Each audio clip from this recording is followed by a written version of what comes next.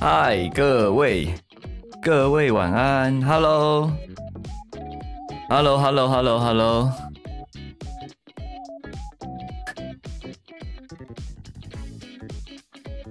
晚安。这位医生有点忙，是还好啦，是还好。晚安。我发现啊，今天虽然是要来讲头痛卫教，然后还要找一个新的动物朋友，但是我这一次完全没有就是让大家猜是什么样的动物，然后是男是女，然后是什么咖，通通没有好像有点错过了很多很好用的就是宣传的时机了呢。大家觉得呢？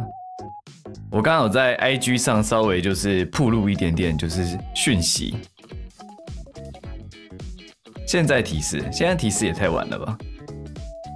有人猜是浣熊，是哦。身为一个主播讲是哦来回应聊天室，是不是太过分了？是明星大咖，欢迎巨星，对。猜一下，很好猜又很难猜，我只能这么说。不是我真的觉得。嗨，感谢天天加入粉干村5个月，主任晚安，新动物朋友医师晚安，好期待今天的主题。我好像没有跟他讲为什么会叫主任呢，没救了，正现在讲。还没有人猜到现在还没有人猜到怎么会有人？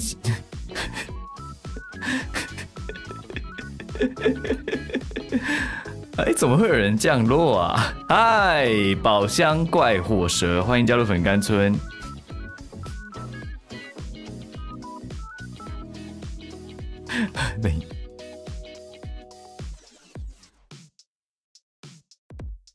感谢，欢迎来到阿万的直播。我们今天是卫教直播，等一下呢就会请出我的朋友，叫朋友好像有点奇怪。趁他不在的时候疯狂讲，对，其实这是朋友没错，但是我觉得讲朋友有点太亵渎这个巨星了，但还是朋友好不好？你知道你们的主播什么没有朋友最多？虽然说自己很内向，但不知道为什么从哪里可以生出这么多朋友，我也不知道。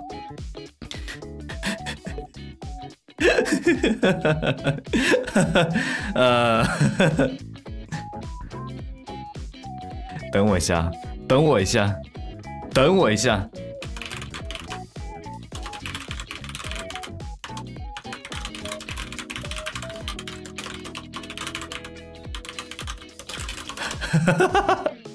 好 ，OK， 不熟，不会吧？不会了，不会。还在等中医朋友就有妹啊？想怎么样？暴风打字当然是暴风打字。好啦，好像都还没有人猜到很多人讲了很多动物都没有猜到感谢 Lily 桑加入粉干村13个月，好期待今天的卫教巨星动物朋友，听起来很灵长类，真的吗？真的是灵长类吗？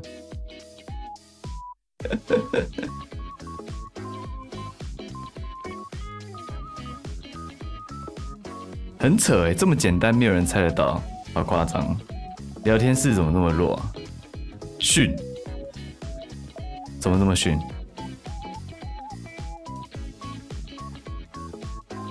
没有人是无锅鱼朋友，从来就没有说过有人是无锅鱼朋友。好了，我跟你讲，先让大家听听声音，好吧？先让大家听听声音，我赶快把它叫出来。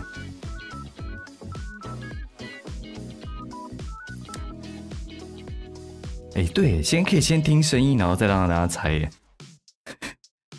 可是这没有 say 好好了，不管。Hello， 巨星的声音，爱学。刚刚叫你朋友应该不会太过分吧？虽然不会，你是学，但是我只是学历，但是没关系啦，就这样，我有点尴尬，对不起。所以你有什么想跟聊天室说的吗？猜不出来是什么动物，应该是因为太老梗了。猜不出来是什么，真的耶蛮老梗的。好啦，我把它秀出来了，好不好？大家准备好，3、2、1，嘿！可爱是可爱的猫，学姐是可爱的猫，是可爱的三花猫。你看，聊天室都在疯狂称赞学姐的那个的声音。我其实刚刚在测试声音，就是声音的大小的时候，我也是觉得，学姐你的声音也太好听了嘛，好夸张哦，怎么会这样？太过分了吧？不出来直播行吗？一定是因为有用很贵的麦克风。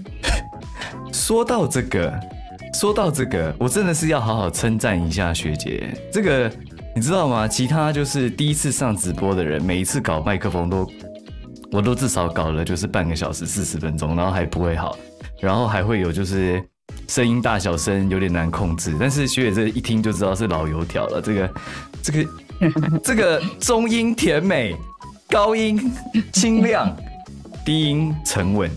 你这个 EQ 怎么调的？要不要教一下？没有，其实完全没有调 EQ，就是真的，就是完全就是因为麦克风很贵的关系。直出就对了。对，直出，好猛！你知道为什么学姐会这么用，会用麦克风吗？各位，我们其实是在吉他社认识的，对，所以我听到学姐是吉他社出身的，我根本就不担心了。而且原本我想说我要寄麦克风给学姐，但是学姐说不用啊，我有，然后马上 po 了一个很贵的截图，我就说好，我可以省钱了。对，平常有在宅录，你再讲下去，大家会不会崩溃啊？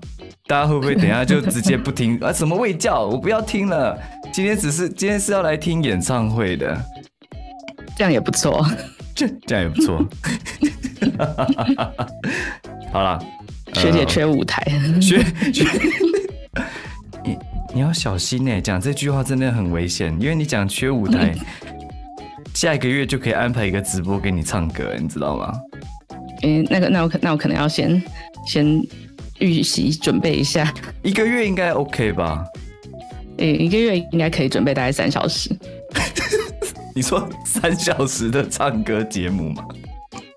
对，但是没有啦，在开玩笑。最近就是因为在顾嫩音，所以大概就是比较忙。对，我知道，我努力把学姐请出山，我觉得我已经很厉害了。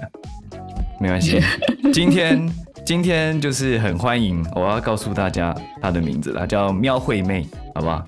喵惠妹学姐，我可以叫你惠妹学。可以哦。好，没错，她是惠妹。叫惠妹这个称号，大家一听就知道是为什么了吧？还是说现在的世代已经不知道谁是张惠妹了？不可能吧？我们2个的世代没有很远，知道张惠妹是就是非常非常合情合理的，甚至连就是 Bad Boys 都会唱，但是我聊天室这一群就不知道了。聊天室可能有些人没听过呢。真的吗？聊天室有这么年轻的朋友吗？聊天室还蛮年轻的。聊天室除了跟我们岁数相仿的人以外，可能1半以上都是可能25以下之类的。天哪，25以下应该也必须要知道惠妹吧？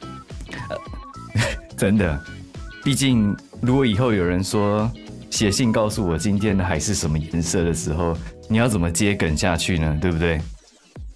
对啊，这样子在社会上走跳还是需要认识惠妹的，对不对？不然，没错，这个你的坏让我不明白。好，我不要再秀我的愚蠢的歌喉了。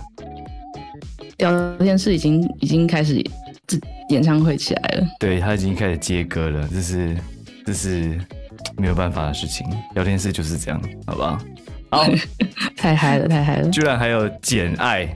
这个简爱是现在有一段时间，每次去 KTV 都要点个简爱，不知道为什么。但是我觉得他来得快，去得也快，所以现在能够在聊天室讲出简爱的人，是不是说明了些自己年纪的秘密呢？学姐，你遇到什么样的台词歌词你会受不了？现在聊天室遇到的台词，你有受不了想唱的吗？啊，我应该红的应该都会啦。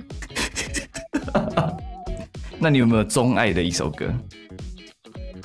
钟爱的一首歌哦，我来想一下哦。想一下哦。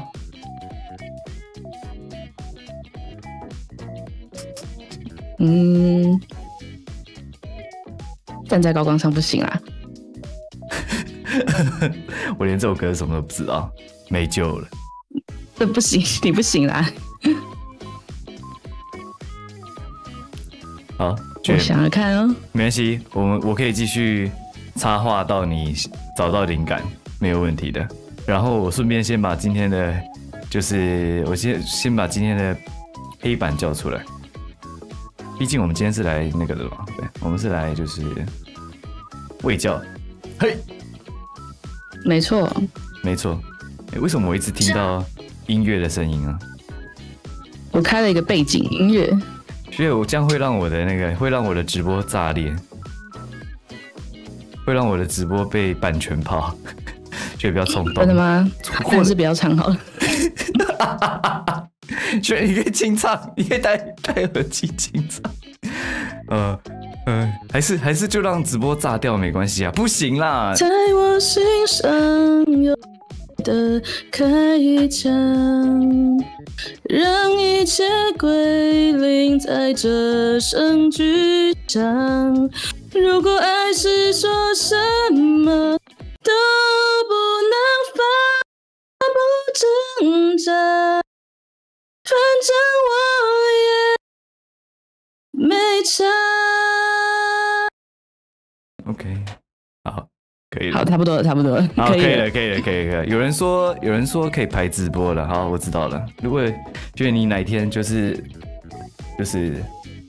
就很想要唱歌的话，可以问我帮你安排一个直播。好啊，好啊。对。头痛比较重要，现在头痛比较重要。头痛比较重要。对，头痛比较重要。我们今天不能拖流，好不好？学姐很忙。好，大家好，就是我们今天是卫教直播，然后今天邀请到的是神经内科的喵惠妹医师。好，那我先来让大家看一下。哇，忘记换到你的那个了，我忘记换到你的喜欢什么，讨厌什么，兴趣是什么了。好，那轩你就自己讲吧。轩你喜欢什么？哦，喜欢当然就是猫啊，我家有4只猫，真的各种花色的都有。收集，非常的。对啊，养猫养到最后就会变这样。真的，我会不会之后也会越养越多猫？有可能哦，有可能。好，然后再来呢，讨厌什么？就跟大家一样啊，就是讨厌上班。真的，讨厌上班真的无敌耶！这个就是讲出来，大家都非常有共鸣。我讨厌上班。那兴趣是唱歌，然后超会唱，对不对？谢谢，不好意思。不会，你刚刚那一瞬已经就是让大家就是变成你的粉丝了。我们这边以后就会出现有人就是画学姐高歌的样子，很多粉丝已经转移阵地了，已经不再喜欢阿万了。那我直接开始开自己的直播，可以，我可以，没问题，直接从你这边投粉丝，没问题，请投，没有啦，开玩笑。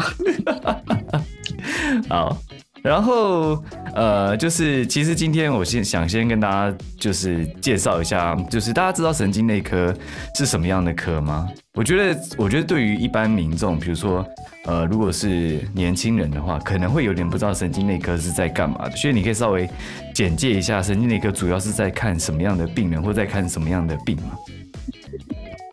神经内科其实就是主要全身上下关于神经的都有。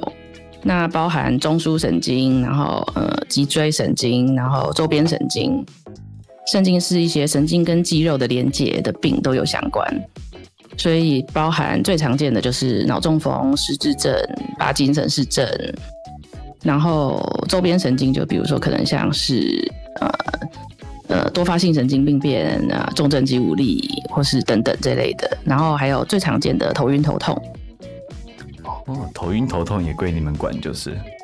没错。聊天室都在刷神才能走的科，你对这有什么看法？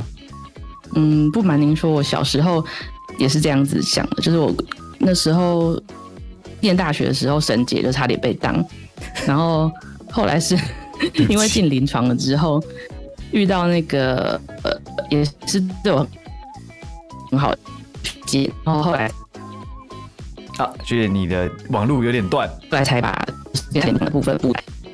学姐你的网路有点断，现在有吗？刚刚从你认识的什么什么断到就是刚刚，你可以再讲一次。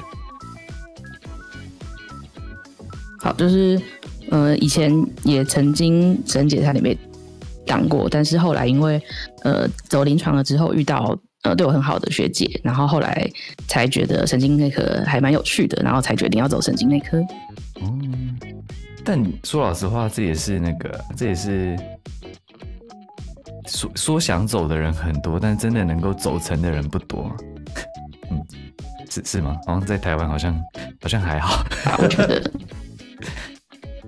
可是我觉得很多时候我觉得很多时候在医院，就是每个医生都会很尊敬神经内科医师，因为真的蛮专门的。然后很多问题就是必须要靠你们的帮忙才能够解决。对。就是比主要是跟大家比较谈学你的网路什么？为什么我们刚刚这么顺，然后开直播的时候开始变卡了呢？这就是墨菲定律。这就是墨菲定律。这么没关系，等一下我看一下我的。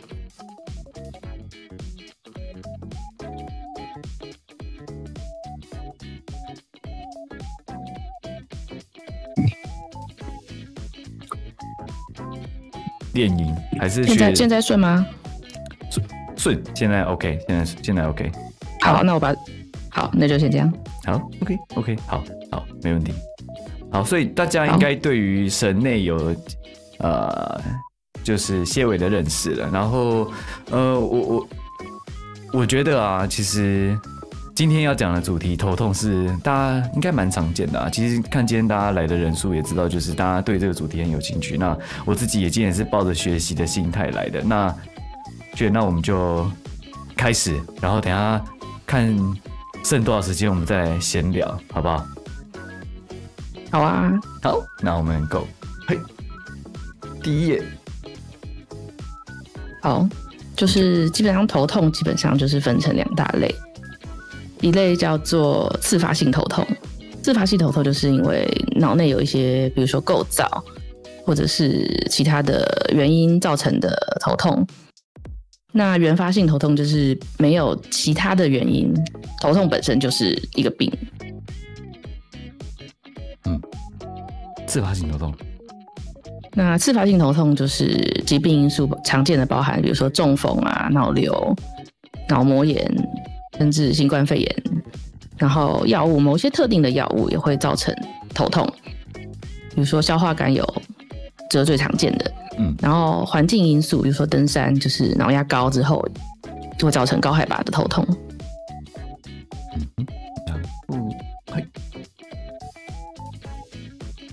然后原发性头痛其实比次发性还要常见。那原发性头痛因为头痛本身就是一个病，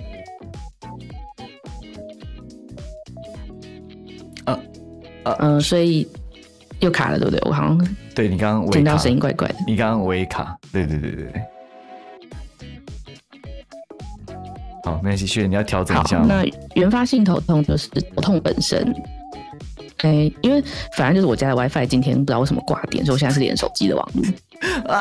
怎么会这样？好，没关系，我们继续。好，就是原发性头痛其实比较常见啊，所以大家其实比较担心的就是说，有头痛会担心，比如说是有肿瘤，或是担心是有其他的病因，但是其实大部分的头是所谓的没有其他的原发性的病，没有其他的自发性的病因，就是一个疾病。所以如果经过就是抽血或扫描的，都没有办法找出其他的病啊，那其实通常就是所谓的原发性的头痛。所以也就是说，如果医生说你这头痛是原发性头痛，也就是你那个病本身就是病因嘛，不就可能就不会是什么长脑瘤或其他东西造成的，觉得你意思是这样？对，差不多就是这样子。了解。那不过大部分的医生不会直接讲原发性头痛，因为原发性头痛就是听起来比较绕口，所以大家通常就会直接讲说，比如说他会说你是偏头痛啊，或者你是紧缩性头痛，就会直接告诉你你的原发性头痛的病的名称。了解。好，那我们就来认识一下这些原发性头痛是哪一些病因吧？因为确实像刚刚学姐讲一样，原发性头痛其实是一个很广泛的词啦，比较常在就是教科书上面听到。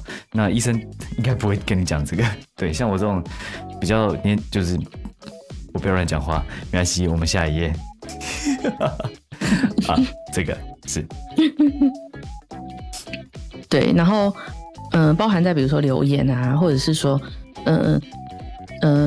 很多人的民众自己的 feedback 里面也都常常讲到这个，就是民众很常讲说啊，我就是看过很多医生啊，然后或者做过很多检查都没有找出病因，然后可是殊不知他们偏头痛或是这种原发性头痛就是所谓的病因。哦，了解。然后所以对，那原发性头痛里面就是偏头痛是最常见的这样子。对，就是头痛的门诊里面偏头痛大概通常占了60%以上。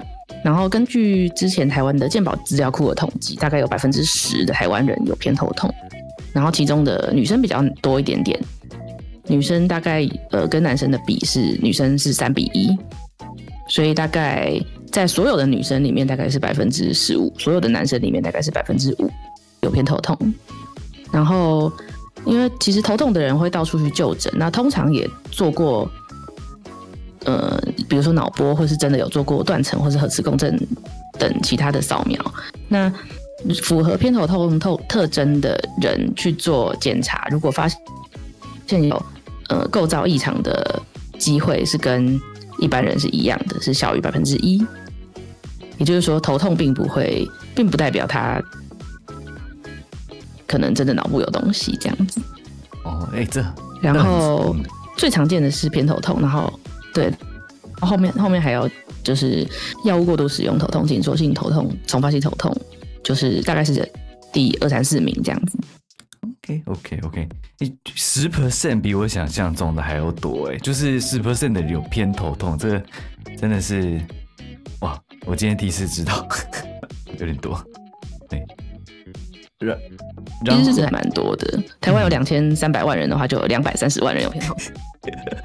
就是好多，而且女生比较容易。然后，我觉得刚刚学姐讲到一个很重要的是，就是如果你是症状符合偏头痛特征的人，你去做检查，其实跟一般人在健康检查中发现脑部构造异常的比例差不多。也就是说，符合偏头痛的特征的人，不太会不太会有就是较高的风险在脑部发现东西，对不对？对，没错，其实就是跟一般人一样。OK， 所以他那很好奇他的机转，我们等一下是不是会讲到啊？不过机转的这个方面呢，就是比较麻烦，因为偏头痛目前的机转它有很多个理论，那这些理论都没有一个特定的被证实，就是大部分是讲说是跟神经传导物质 CGRP 有关系。是。了解，但是有些会讲说它可能会影响痛觉的传递啊，或者是会影响血管的收缩，那这些都有可能会是有关系的这样子。就是目前都有好多个理论都在，所以它是不是构造上面的问题 ？OK， 对，它比较是跟神经传导物质有关系。对，了解。好，那我们也就是说，就是受到刺激的时候会放出这个神经传导物质，导致痛就是开始传递这样子了解的这种感觉。了解。刚刚在就是聊天室有人问，就是有点疑惑，偏头痛又是什么？其实这个我有时候会遇到就像我在门诊如果跟病人说，你这有点像偏头痛也许可以找神经内科医师看看，他就会问我说什么是偏头痛？那偏头痛，因为我的解释方法就是这就是一个病名，是一个特殊的疾病。那就是这样，我不会了。不知道怎么样解释会比较好一点。没错，就是这样子。就是我自己也觉得这个翻译有一点点，就是它名字叫偏头痛，可是很多人都会常常会觉得说是单边的头痛就是偏头痛，可是其实不是，它是有一个比较明确的定义。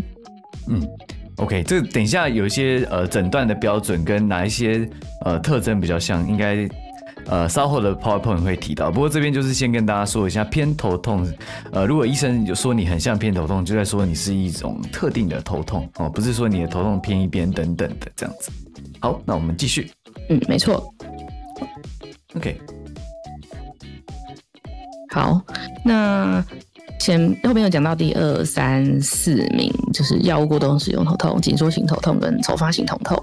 那药物过度使用头痛，这个其实也蛮常见的，就是很多人有头痛，那可能没有去就诊，因为目前的药局的止痛药取得还蛮方便的，他可能直接去药局买药，然后买药完之后，可能就越吃越多，有的人会越吃越没效，就越吃越多。那如果每个月超过15天以上需要使用单纯止痛药或是非类固醇抗发炎的药物，就可以符合这个药物过度使用的头痛。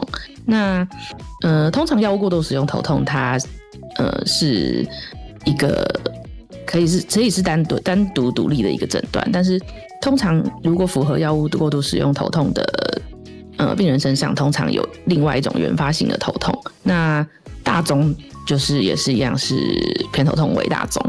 那紧缩型头痛也是第2名这样子。那再来是紧缩型头痛是通常就会说很像是类似孙悟空金箍棒，就是紧箍咒，然后整个脑袋有被圈着，然后很紧绷的这种感觉。那通常这种的话，通常是偏头痛最常见，紧缩型头痛是第2名。那不过在偏头痛的人的身上，有的时候也会合并紧缩型头痛，也就是说同一个人有2种不同的痛，就是他可能偏一边的痛是偏头痛，那整个紧紧的痛的话是紧缩型头痛。那这个通常是跟可能压力或是生活形态比较久坐不动这种的肌肉容易紧绷比较有关系。那第3个重发性头痛的话，通常是年轻男性有的人会发作，那通常是固定一侧，也就是说他如果通常痛左边，他就一辈子都发在左边，不会跑到右边去，然后会在一段时间内密集发作。像我上个月就有一个重发性头痛的病人，他是每年固定在春天转夏天的时候会固定痛大概1到2个月，痛完之后整年就好了。那他在发作的时候会合并流眼泪跟流鼻涕的现象，然后重发性头痛也是非常非常算常见啦，可是就是在神经科的门诊里面很常见，那一般人身上可能不会太常见到。那这个诊断还蛮特别的，就是它的用药也蛮特别的。那如果有怀疑的话，可以到神经科门诊就诊。然后自发性头痛就是我可以偷问一个问题吗？好好奇为什么会重发型头痛会特定在某个时段？是跟天气有关吗？还是也就是观察到的现象？就是大概是观察到的现象。了解，所以是对，有的会跟季节交替有关系。了解。好，那自发型头痛就是刚刚前面有提到了嘛，对不对？在刚刚第1页那边。对。OK， 不过我很好奇，就是前面的次发型头痛，我们可以回去一下吗？可以吗，学姐？不要可以说话。可以。对不起，就是我很好奇，就是像次发型头痛，像这些就是中风啊、脑瘤、脑膜炎、新冠肺炎这些还蛮好理解的。不过像这些药物，像是消化管有这种药物，为什么会造成头痛？是跟血管的收缩、舒张有关系吗？对对对，是跟血管收缩的有关系。哦 ，OK， 了解了解。所以刚刚提到的这个次发型头痛，就是第5常见的头痛的种类，这样子。OK， 好，那我们继续。我稍微帮大家往回走一下，然后我们就继续看下去咯。不过在继续看下去之前，我想要问一下，就是像这个啊，第一个这个说老实话是我第一次听到，可能是我太久，可能就是神经科 run 完就没有听过，就没有在时常的 update 就是头痛的资料，很多时候都直接去找就是紧缩型头痛的资料，或者是偏头痛的资料。就药物过度使用的头痛是使用药物之后产生的头痛，还是说是他的头痛使用太多的药物？应该是说，通常他原本就有一个头痛的诊断，有可能是偏头痛，可能是紧缩型头痛，或是其他各种型的。那他为了要去治疗他原本的这个头痛，就开始使用止痛药。但是止痛药这个东西，因为它就是药效通常是来得快去得也快，然后久了的话，有的人可能会越用越多，越用越没效，然后就变成他必须要每天吃。所以类似有点就是对药物有点就是耐受性变强了，他就是可能吃同样的药量，他没有办法达到同样的止痛效果，所以他会药物过度使用，然后他就是没有办法断药。了解。所以什么时候，比如说就如果有人他头痛就会吃止痛药，大概用多久以上你会觉得他可以来神经科或者是一般的门诊就诊看看呢？通常如果1个月使用在8天以下，我们就是觉得是比较不频繁的发作，然后8到15天是处于一个就是中间点。如果觉得对生活造成困扰的话，8到15天也可以就诊。那但是15天以上的话，就是容易形成药物过度使用头痛，可能也代表它原本的那个病因比较没有办法被压抑住，所以通常15天以上就会强烈建议应该要就诊。了解。好 ，OK， 那我们下一页。危险头痛的特征刚好带到该什么时候该就诊。好，这些就是我们神经科医师最害怕的，因为有的时候头痛就是它表面上不一定有一些明显的征兆，那有时候就会碰到就是表面上看起来是偏头痛，可是实际上确实有肿瘤或是什么样之类的。那这时候我们通常会有一些判断的准则啦，来让我们去抓出这些潜在有可能有危险头痛的病人。那第一个就是有全身性的疾病，比如说他有肿瘤，比如说他原本有一个肺癌，或是原本有一个其他的什么癌，那这种的话就是怕会不会有转移的可能性，所以就可能是要去做多余的影像的检查。那比如说有自体免疫的疾病，就是他可能有比如说血管发炎啊，或是这类的，也有可能会造成头痛。然后发烧啊，体重下降，就代表可能有一些慢性的发炎或是感染。那就会建议要去做看是不是脑膜炎的检查。然后有神经学的症状，比如说一侧手脚无力就蛮典型的，就是怕会是可能跟中风有关系。然后脸歪嘴斜说话不行也是一样，可能是中风。那再来就是突然发生的剧烈头痛。那这种累积头痛的定义就是说，它在发作的第1秒就痛到最痛，就是所谓的累积头痛。那一般来说，如果是一般的偏头痛啊，或是什么紧缩型头痛，通常它就是一开始会微微的不舒服，然后可能过了几分钟、几小时，慢慢的越来越严重，越来越严重，越来越严重。这种的话就稍微没有那么危险。那如果还是在痛的可能第1秒、第1分钟就痛到最痛，这种就是所谓的累积性头痛，就通常会怀疑可能是比如说动脉瘤啊，或是其他的危险的病因。然后再来是高龄病人的初次头痛，就是我们的偏头痛这种好发年龄其实通常都蛮年轻的，是在可能20岁到40岁左右，通常就会有初次的偏头痛的发作。那如果是高龄了之后50、60岁之后才发生他这辈子的第一次头痛，通常我们就会怀疑这个跟偏头痛的这个流行病学好像不太符合，所以就可能会觉得会不会是其他的危险的头痛。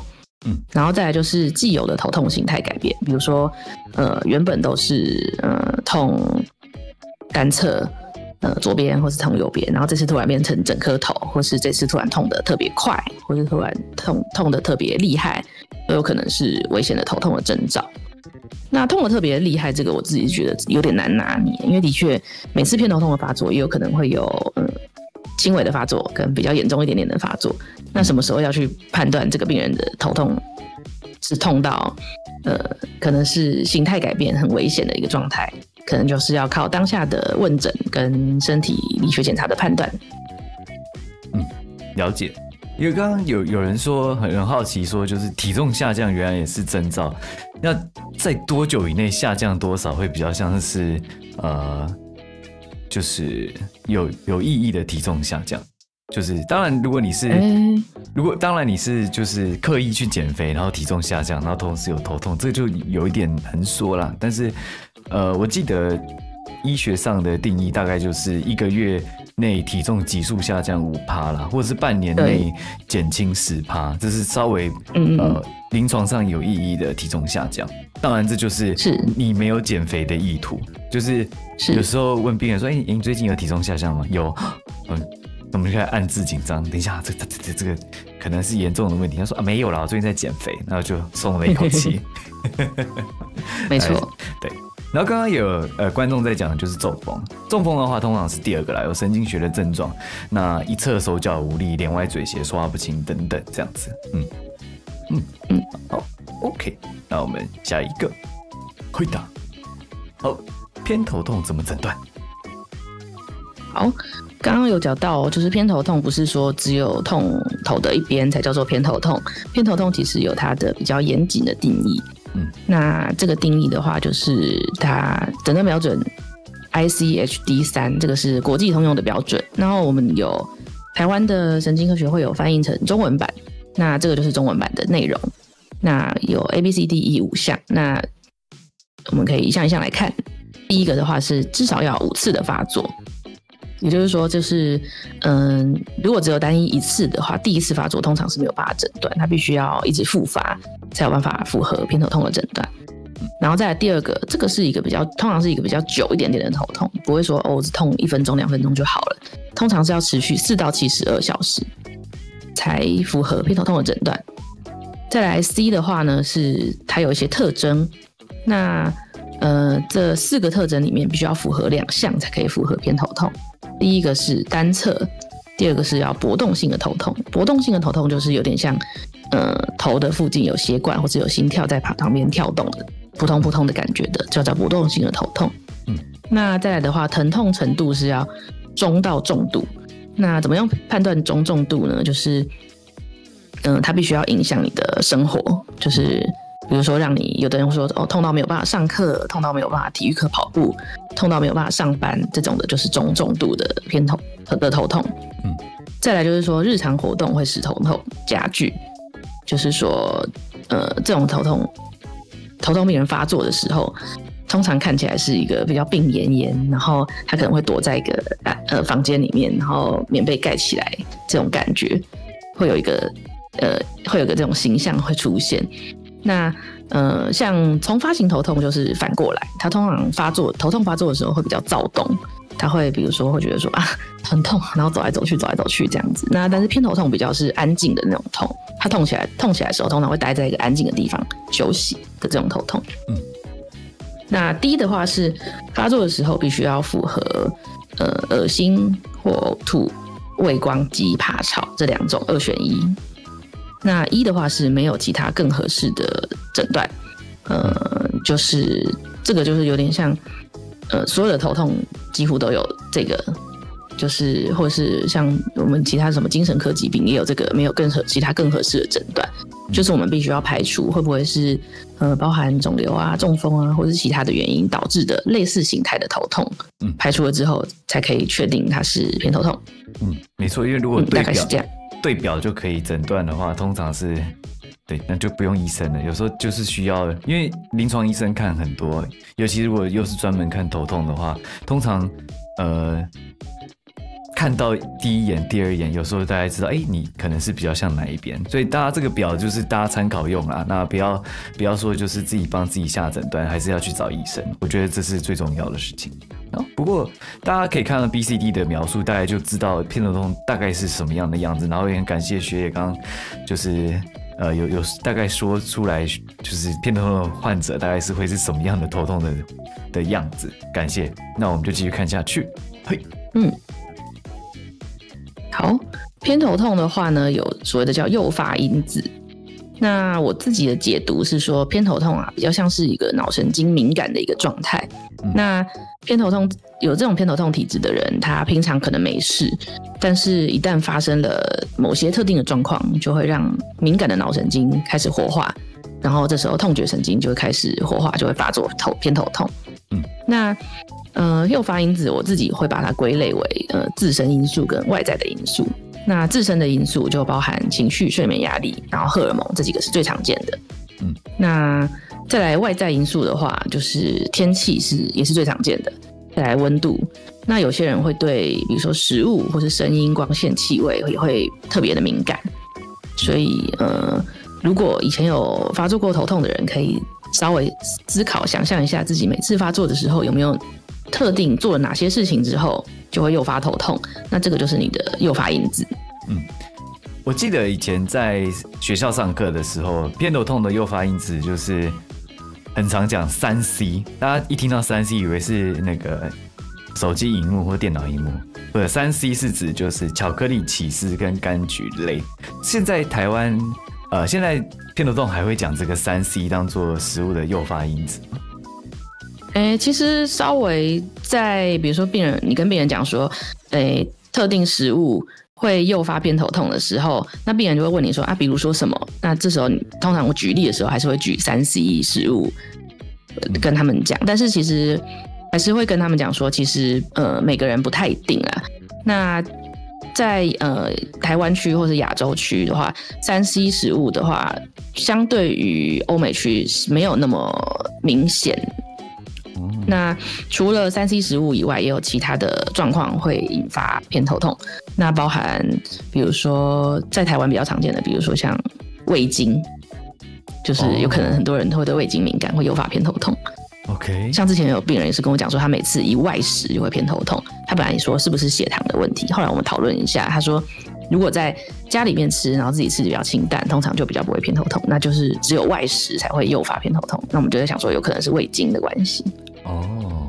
了解，真的，所以台湾比较常见，就是蛮在地的味精，了解，我学到了以后我会讲。那其实每个人也都的偏头痛的诱发的食物，其实都差别蛮多的。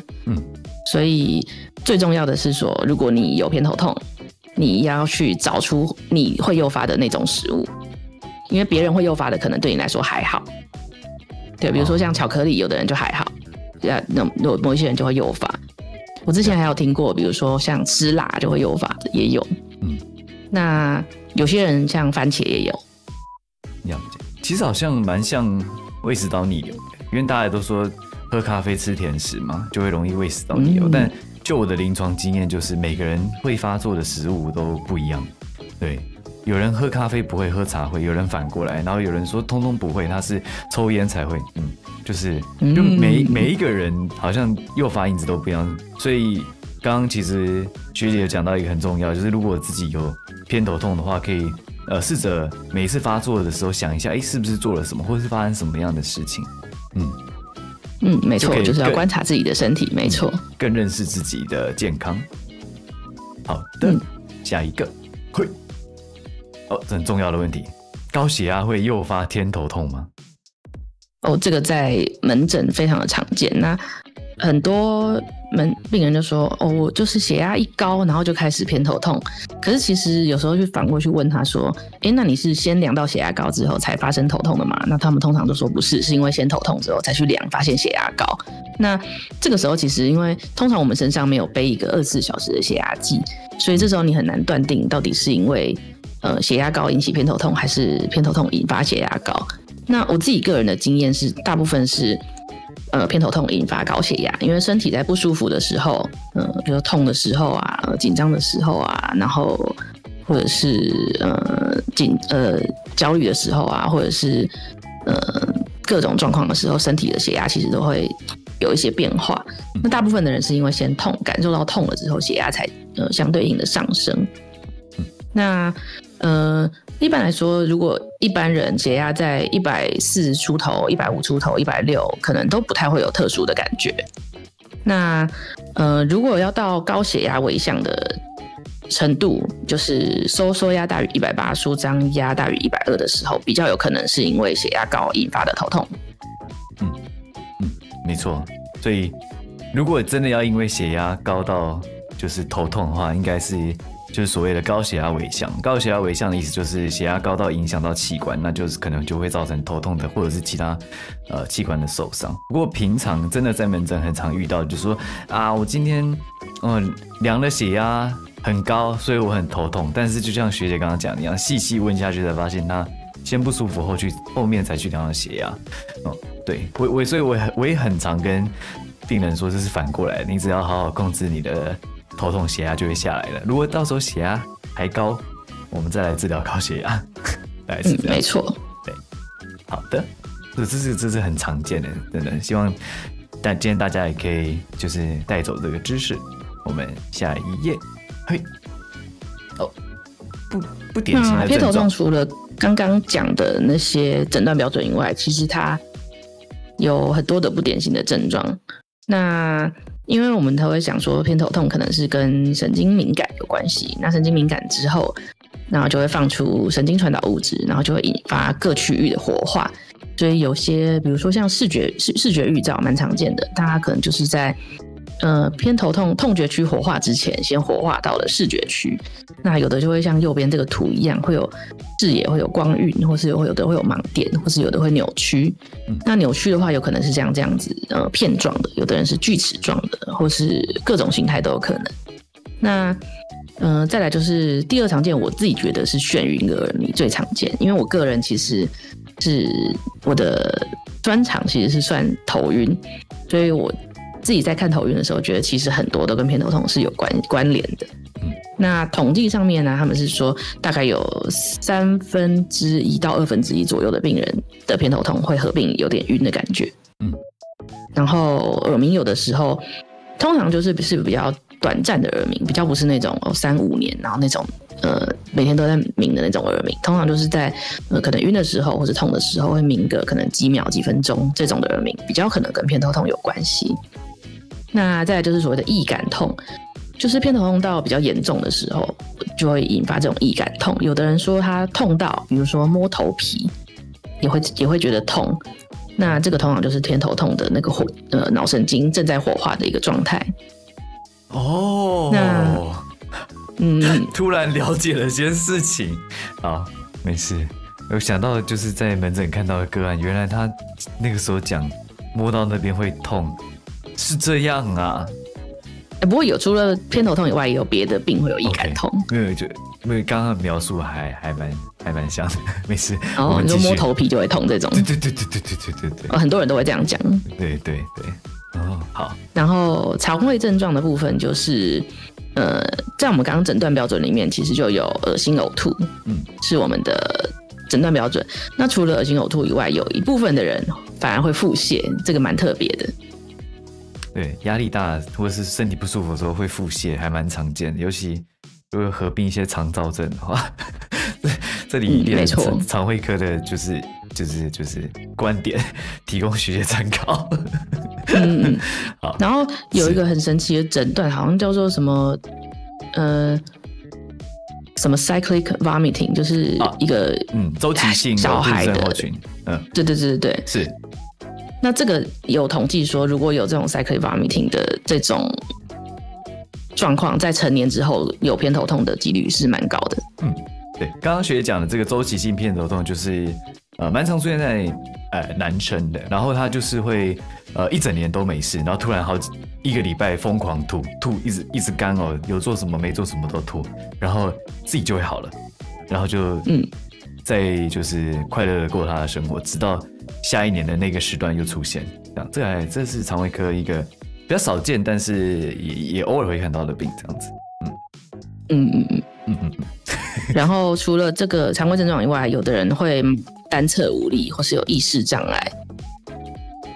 哦，这也是对。但麻单侧无力跟意识障碍，因为比较怕会是合并其他的，比如说中风或是其他的，所以通常会做比较详细的可能影像学检查，来确定他没有比较危险的病因之后，才能符合它是比较不典型的偏头痛的症状，这样子。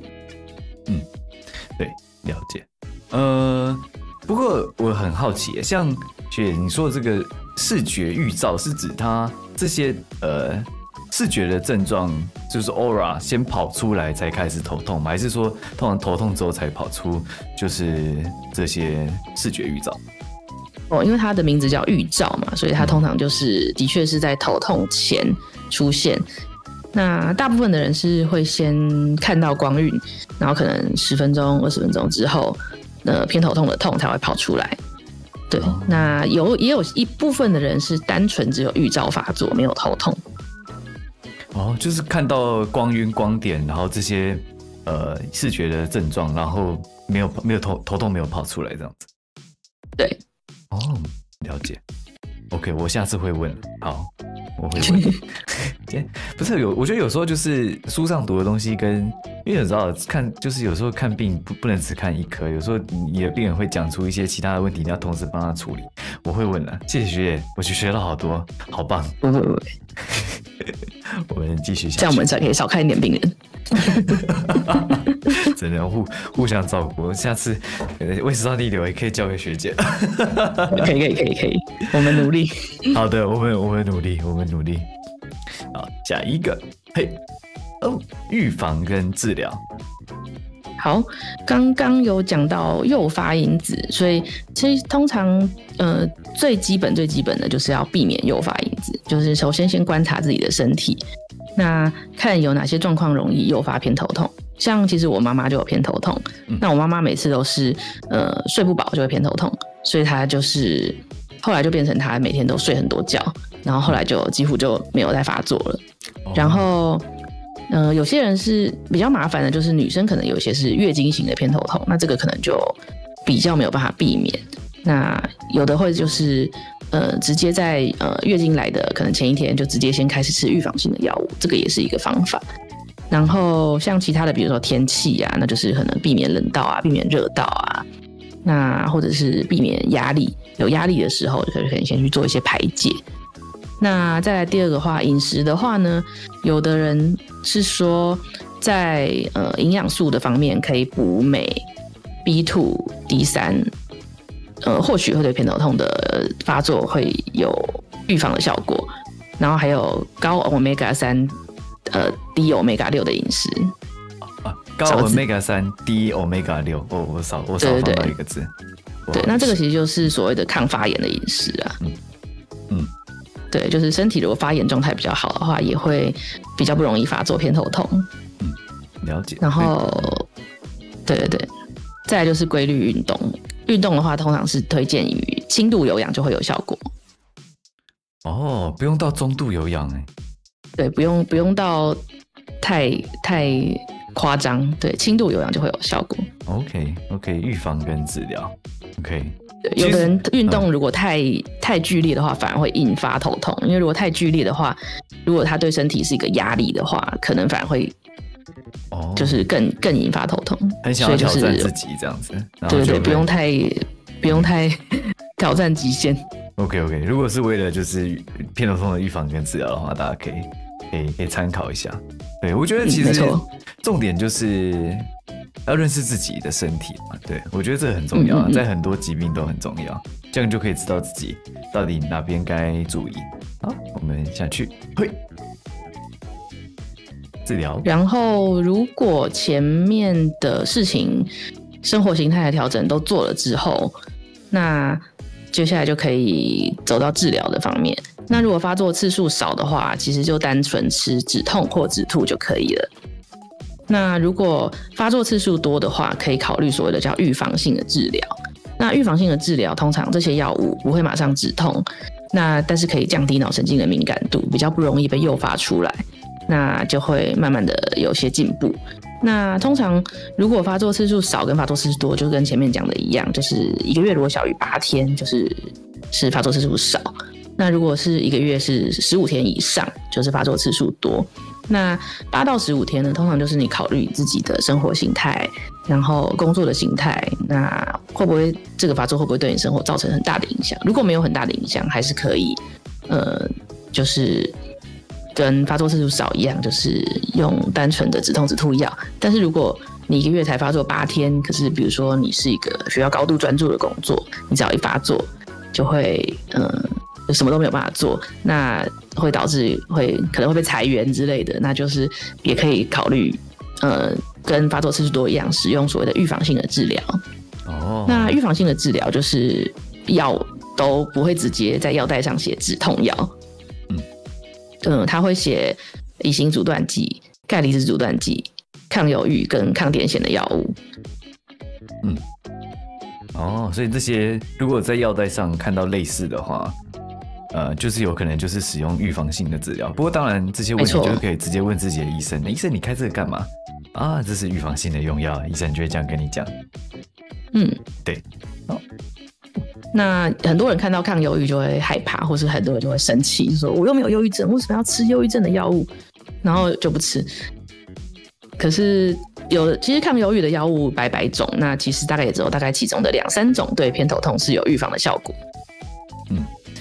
其实我自己也蛮常遇到，就是因为其实肠胃科有一些治疗也会用到一些就是抗忧郁的用药，但是我觉得肠胃科比较好开脱的讲法，是因为肠子有一份自己的肠脑嘛，我觉得说就是我们要的那个疗效是治疗你的肠脑，然后我通常会在就是跟他确认说，我不是要治疗你的忧郁症，你没有忧郁症。如果他没有的话，我觉得我都会在开之前就先消好毒，这样病人接受度可能再高一点。不过偏头痛有时候就比较困难，因为毕竟要治疗的神经也是在脑袋里面啦。不过当然，我相信好好讲，像大部分人都能够接受。没错，就是用药之前都要先卫教。一般说看到药袋千万不要吓到。没错，都一定要先讲，后讲就那个信任感不足，就治疗效果也会不好。没错。好的，新型治疗很酷欸。对，就是近几年的研究发现，肉毒杆菌对于偏头痛的预防也会有效果，还蛮特别的。打在哪里？因为他们是说肉毒杆菌可以让那个三叉神经传导痛觉的路径，它可以阻断。然后它有在整颗头都要打，有31个点。台湾有在做吗？第一季有不少人在做，真的哦。对，我去年也是有去拿了这个认证的学分，不过目前还没有开打。对，31个点，所以就是照表操课。对，就是有额头啊，然后太阳穴旁边啊，然后后脑啊，然后甚至肩膀上也都有。了解。好酷哦，好酷。那这个的话，就是要符合特定的健保规范。还有入健保哦。等一下，有入健保，听到关键字还有入健保。哎呦，怎么这么好？那通常是什么样的患者会用到，或是说它适合什么样的患者？还有没有什么原理是比较适合哪一类的患者？它目前是指适合在所谓的叫做慢性偏头痛。那慢性偏头痛就是要符合大于3个月，然后每个月发作大于15天的叫做慢性偏头痛的才可以打。OK， 那是要试审的吗？会不会问的太专业？对，要试审。要试审然后还要符合它好像必须也要使用某几种药物，没有用。OK， 了解。对，所以非常的复杂。OK， 不小心冒出专业的名词，试审叫事前审查。我觉得在一些特别的疗程、特别的给付高昂的治疗，或者是比较新的治疗，通常你就要先向健保署申请说，我要治疗这样的病人，你请问这样可以吗？不可以说先斩后奏这样子。嗯，没错。OK， 那如果要做这种比较新型的治疗的话，通常视神的话，你要附你的头痛日记。哦，你说病人要记头痛日记就对了。嘿，对，没错。头痛日记其实就是你上网 Google 就会有了。OK， 好，对，就是学会的那个，或者是也有人做，就像有的是北荣，就是有是院所，就是有做自己的缝，或是头痛学会有自己的缝，然后有的你自己其实随手拿一张纸来记，其实也 OK， 了解。那这如果头痛日记算，如果比如说你是偏头痛的病人，如果有记一个头痛日记，是不是一个蛮好的习惯呢？其实还不错，就是它还是可以帮助你更了解自己的身体。因为有些如果没有记头痛日记的病人，那回诊的时候就问他说：“那你这个月头痛怎么样啊？”然后他就会说：“哦，好像差不多。”可是如果有时候头痛日记一拿来，发现比如说从10天变成7天，或是10天变成5天，其实天数是有减少，是有改善的。可是他可能他就是只是讲一个感觉的话，就想说好像还差不多，那就没有比较不是那么准确这样子。了解哦。好有趣哦，好有趣，好棒。然后头痛日记还会，你每天也要记载说，比如说今天是大痛还是小痛，然后有没有合并恶心呕吐，那有没有使用药物，那有没有跟月经有关系，或是有没有做了什么事情之后产生头痛，就是我们前面提到的那些。所以其实，你如果就算没有就医，你自己记你的头痛日记，可能记个1-2个月、2-3个月，你也会对自己的身体有更多的了解。OK， 了解，蛮酷的。OK， 好，那单株抗体就是单株抗体，就是刚刚有讲，就是跟 CGRP 这个传导物质有关系。那单株抗体目前就是也是有打的是1个月打1次。那它通常是这个的话是对于比较不频繁的偏头痛跟比较慢性的偏头痛都有帮助，但是健保只给付在慢性偏头痛的预防上面。那慢性偏头痛就跟刚刚一样，是要大于3个月，每个月15天以上。然后其实这2个费用是差不多的哦。就是肉毒杆菌，我记得好像自费打的话也是差不多15000左右，然后单株抗体自费的话，好像也是13000、14000，就是看你要打哪一种药。那有一些贵的是13000、14000，有一些便宜的是，我记得好像是可能7-8千就有。了解，入健保，对，这些都入健保。不过规范蛮严格的啦，然后也要视神，然后也要记头痛日记，所以其实它还是有一点点门槛。我觉得如果愿意记头痛日记，就是愿意关注自己身体的人，其实帮他们去申请，其实也蛮不错的。这样子。对啊，其实有时候能够让他们用健保的方式用到这些治疗，我觉得病人应该比较蛮开心的。没错。好的，好，那我们继续，下一个啊。业配时间，就是这个台湾头痛学会，我终于加入台湾头痛学会的会员。那这个那个上面其实有很多卫教的文章啊，所以如果有头痛的人可以上去爬一爬文，还蛮多资讯的。然后这个也是官方的平台，所以它绝对不会有错误的资讯，绝对不会有那种假消息，所以大家是可以完全信任。刚刚我贴的那些东西都是从平台来，我刚刚贴的那个就是关于那个 CGRP 的，就是东西都是从从这边复制贴上来的。OK， 很棒哎！其实我也是接到学姐的这个PowerPoint 的时候，我才知道有这样子的一个学会，而且我觉得还蛮好心的，有病友专区，就是有一些正确的知识，然后甚至有一些就是头痛学会的会员在哪里看诊，好像都会写在上面。他其实某一年好像还有举办偏头痛的画画比赛。画画比赛？对。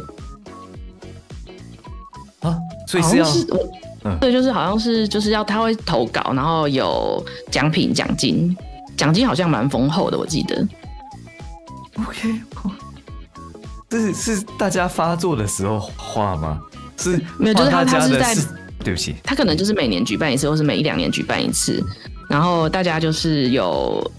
就是在你可以画你偏头痛相关的一些，比如说症状啊，或是你它对你造成的影响啊，就是题目它其实没有特限定要画什么，但是就是只要跟偏头痛有关都可以投稿。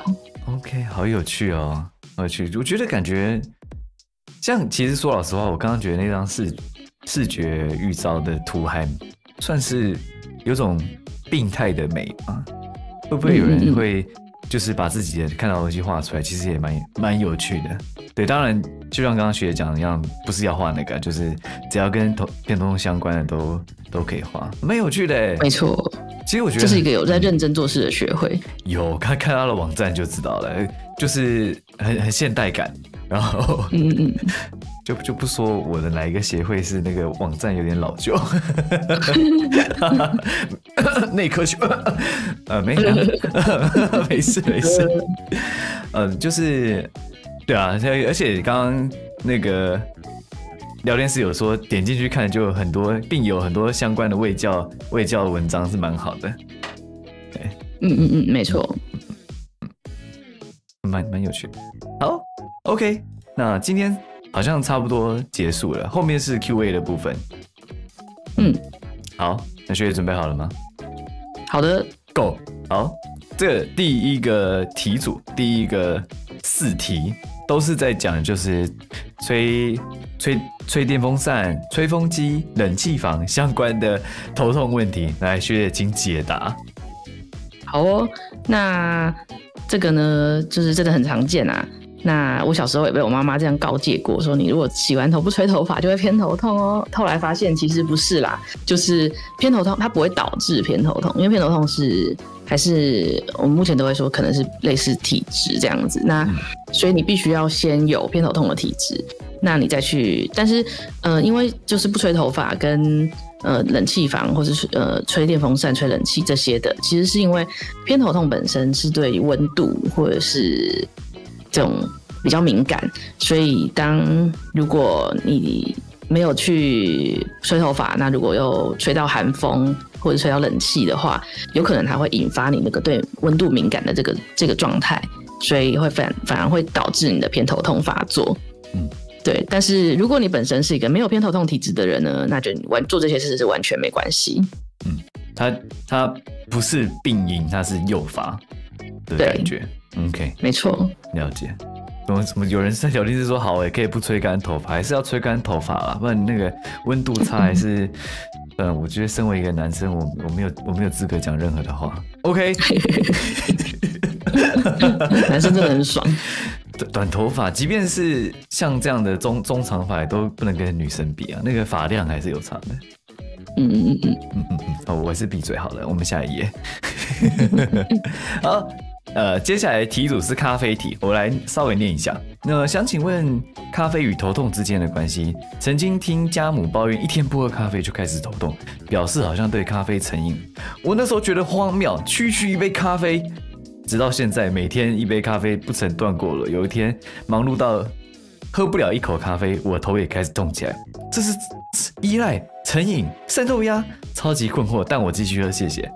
另外一个是，就是我早上常常会有点偏头痛，只要喝了咖啡，无论是美式意式，头痛就会缓解。其实我不太清楚头痛的原因，像这样喝咖啡止痛会不会是我咖啡因成瘾的关系？好的，那个咖啡因呢，其实对于偏头痛，其实大部分的时候是有疗效的哦。那包含比如说我们去药局买的普拿疼的加强定里面就含有咖啡因，然后还有某一种复方的止痛药，益克痛里面就是麦角胺的成分加上咖啡因。那所以偏头痛的人喝咖啡其实是会有帮忙的，但是如果喝咖啡的话，就变成说如果你突然每天喝，然后突然有一天不喝的话，它戒断的话，其实反而也会诱发头痛。那一样也是你必须要先有偏头痛的体质，做这件事才会造成头痛的状况。哦，所以呢，我就会跟病人讲说，咖啡因这种东西，你要么就是每天喝，要么就是都不要喝。哦，难怪，其实咖啡也蛮成瘾的，我也是每天喝，可是我假日有时候不喝，我不会头痛，原来是这样。因为以前就我以前的理解啦，这是错误资讯，好不好？以前的理解就是喝咖啡会造成脑部的血管收缩，然后你有一天不喝，它开始舒张之后，你就会头痛。我之前是这样听这样说法，但是听学姐讲起来，原来这也是跟刚刚吹头发还有这些温度变化是有点差，本身有这样的体质会比较容易。少掉的咖啡因比较容易诱发它的跑出来这种感觉。对。好，聊天室说这跟穿女装的道理是一样，什么意思？因为你为什么笑了？你也懂吗？懂。你也懂吗？只有一次跟无数次跟0次。只有没做过跟做过很多次。OK， 没错。幸好我应该还是。0次，其实也没有什么不好啊，就是女装通常是讲男生穿女生的衣服嘛，对不对？喜欢打扮的漂漂亮亮、可可爱爱的也没有错啊，对不对？对啊，这么漂亮一定是男孩子。讲出很多关键字了呢，学姐。宅气飘出来了。喂，学姐，多飘一点。还是你其实是不是跟聊天室的粉干们一样啊？你们是不是都是同道中人？没有，我还是正经的惠妹。其实可以说有没关系，其实我觉得还蛮像的。还在偶包啊，我们等一下，下一次就会那个，好，可以。下一页。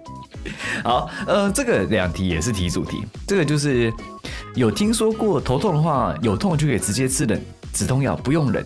然后也有种说法是最好痛到受不了再吃，尽量别吃，不然很伤身体。然后就是如果有一些 tips 可以传授的话，真的太感谢了。然后右边这个也是说，我都会吃普拿疼之类来缓解我的偏头痛，但家人告诫说不能太常吃。对，请问1个月吃2-3次，一次只多吃1颗会太常吃吗？这你刚刚应该解答过了。对，不过可以再请学姐回答一下这2题。没错，就是如果1个月发作小于8天的话，其实都算不频繁的头痛啦。那止痛药的话，其实是刚开始痛的时候就先吃，其实效果是最好的。因为我们说偏头痛可能是跟脑神经的痛觉传递有关系，那它是的概念就是说，你要等这个痛觉还没有往外开始传的时候，就先把它block 住，这样子的话会比较有效。那如果已经等到很痛再吃的话，通常效果就没有那么好。哦，那觉得如果比如说患者想要自己使用一些成药，你会推荐他使用普拿疼类的，还是说是带消炎止痛的那种类的，还是说对他有效，然后没有什么禁忌症都可以用？大部分的都是，其实普拿疼它就是比较稍微弱一点点啦。那如果普拿疼就有效，那就不错，那就是很好，代表你用很弱的药就可以抑制住你的偏头痛。那通常大部分偏头痛是要使用到消炎类的，就像比如说日本的那个 EVE。那这种效果会比较好。对，就是益普酚啊之类的。对。那像如果是有一些会开类吗啡的药物，类吗啡的药物其实对偏头痛效果会稍微没有那么好，然后也比较容易成瘾，所以比较不推荐吃类吗啡类的止痛药，建议普拿疼或者是消炎类的，或者是有一些是有偏头痛专用的止痛药，就像刚刚讲的什么麦角胺类的啊，或者是有一种叫做triptan 类的，就翠普登。那翠普登在台湾常见的就是有罗沙藤，就是 rizatriptan 跟英明格，有英明格，对，这2种就是针对偏头痛的神经传导去做抑制的，是单纯只对偏头痛有效，对其他部位的痛，什么手痛、脚痛、牙齿痛那些都没有效。了解，不过后面那些应该是处方药物了嘛？对。对，基本上买不太到。了解。刚刚我看到一个聊天室发表一个有点恐怖的事情，我会把它念出来。就是有人痛到一天吃8次普拿疼，普拿疼不要吃那么多次好不好？普拿疼很伤肝，而且普拿疼的伤肝是你一吃超过一个界限，就非常难救回来的。身为一个肝胆肠胃科医师，拜托你们好吧？普拿疼就是上面说几次就吃，其实绝对不要吃超过。对，因为普拿疼是它那个伤肝是几乎是很难救回来的，虽然是有解毒药，但是那个时间黄金时间非常的短暂。对，然后刚刚中间有人讲到说，可以吃普拿疼，然后普拿疼是肝代谢，所以普拿疼不会导致肾脏出问题。肾脏的话是消炎类的，就是 NSAID 类的止痛药比较会伤肾。了解。我再讲一次啊，就是普拿疼正常剂量下都是一个非常好、非常安全的药物，只是刚刚他讲的吃了8次，明显跟药盒上面的指示不一样，所以如果吃超过药盒上面，你就会承担一些风险。但是如果在医生的指导下，或者是在药盒的指示下使用，是很安全、很方便的药物。不过，对。好吧，我再澄清一下。没错，然后就是像 EVE 那种药，是 NSAID 类的，它虽然会伤肾，但是如果你在正常合理的剂量下使用，其实也是很好的药。所以重点都是要剂量很重要啦。没错，而且对啊，就像其实我觉得今天一直回到这里，就是要认识自己的身体。有些人确实是吃一些比较强的消炎止痛药，就会产生一些胃部的不舒服等等的。我觉得这些你都可以拿去跟你的医生讨论看看，说，那未来我痛了，我有这些情况，未来我痛的时候，我使用哪种药会比较好？什么时候我该回诊？这都是可以你跟你的医生好好讨论的。没错。好的，好 ，OK， 下一页。以前有经常性的偏头痛，后来是因为咬合出了问题去看牙医，才知道头痛是因为肩膀和咬合肌过度紧张造成的。如果不是因为咬合肌出问题去看牙医，而是头痛跑神经内科，请问有办法诊断出是神经出问题或是其他原因导致吗？应该是说就是咬合的话比较是肌肉的问题，然后偏头痛的人身上有的人会合并就是所谓的紧缩型头痛，所以有可能它是有偏头痛又合并紧缩型头痛。那其中紧缩型头痛可能会对于治疗你会造成肌肉紧绷的原因会改善，然后改善紧缩型头痛之后，有的偏头痛也会稍微得到一点点缓解。没错，所以我觉得应该是不用担心神经内科医师看不出是什么问题啦。毕竟是神才能读的科。我这样捧会不会捧太高？很多人都会问说是不是神经出了问题，然后我有时候都会不知道怎么回答，就是神经出问题的定义到底是什么？怎么样叫做神经出问题？确实，神经对啊，比较敏感算是神经出问题吗？这个确实对呀。不过我想他应该是想问是不是有构造上结构的问题之类的吗？套一句病人有时候会讲的话是哪一科的问题这样子。对，没错。对，来看神经科就没错。来看神经科就没错。对，我记得之前有一个我们的复健科朋友，也跟学姐一样是一只猫，它叫猫下去。他之前有讲就是一个颈因性疼痛，那个也在神内，也是也在你们的守备范围内，对不对？就是你们的就是鉴别诊断的守备范围内。也有哦，不过因为颈因性的头痛这个的话，就是有一点点争议。因为其实有一些人的偏头痛，它发作的太靠后，也会很靠颈部的位置。所以其实就是偏头痛跟颈因性头痛这两个，其实我会觉得有一点点难分辨，所以可能是要看比如说药物的反应啊，或是临床上的一些身体检查来去做判断。对，我觉得这边也带到一个重点，就是时间也是诊断的一个好朋友。有时候你需要时间跟观察才知道，你的诊断到底是最后比较像哪一个？对，这也是很重要的。像刚刚学姐讲的，有时候是很难分，那就要看使用的治疗方式对你有没有效果怎么样，所以追踪治疗是很重要的事情。那学姐，她最后有一个问题，你不会觉得很奇怪吗？想请问新的动物朋友是否信奉火焰？学姐，你要加入火焰崇拜教吗？那什么火焰崇拜教？我错过了什么？你没有错过什么，你只要根据你的内心答出是或否就好了。是。好，问就是是，问就是是，这样很危险，学姐。但是你已经回答了，这个那个签约已经签下去了，没有办法回头了。什么灵魂被卖掉了吗？快了。好，那之后再说。好，我们下一题。好哦。想请问，非撞击导致的头痛可以用按摩滚轮或手，来就是按摩整颗头和肩颈吗？为什么按摩后会觉得舒缓呢？需要避免哪些区域吗？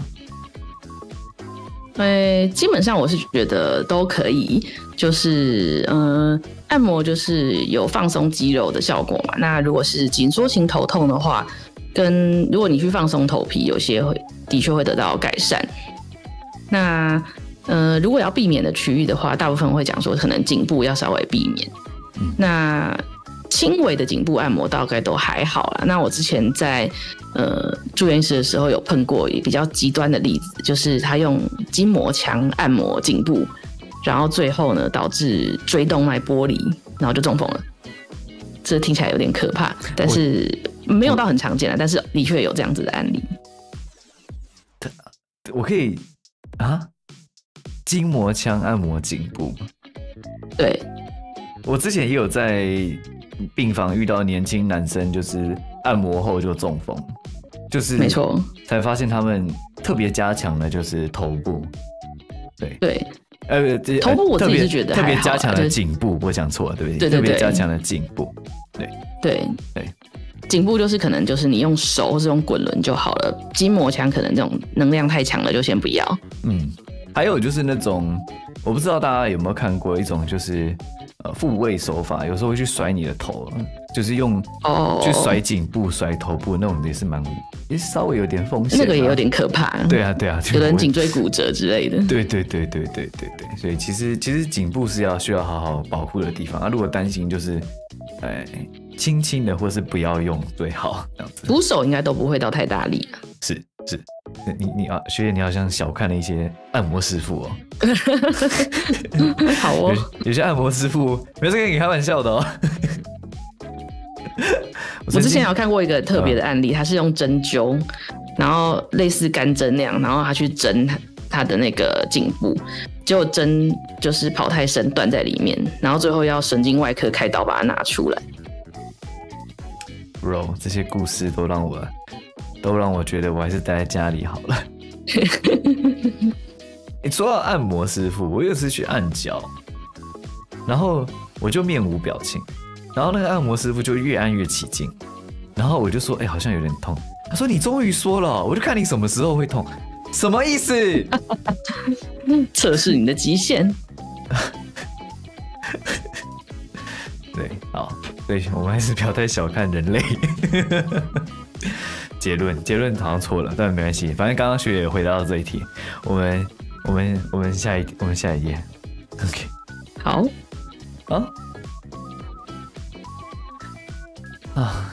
其实我觉得如果大家真的担心这个按摩的话，其实可以去跟师傅，就是如果真的出去按摩的之前可以，我讲话怎么那么卡？去按摩之前可以跟师傅说脖子不要按或按轻一点，我觉得这是蛮合理的选项。好，下一个，没错。这个刚刚就是讲到好奇女性生理期和任何正常生理内分泌波动造成的疼痛急转，以及有什么除了药物以外的舒缓方式吗？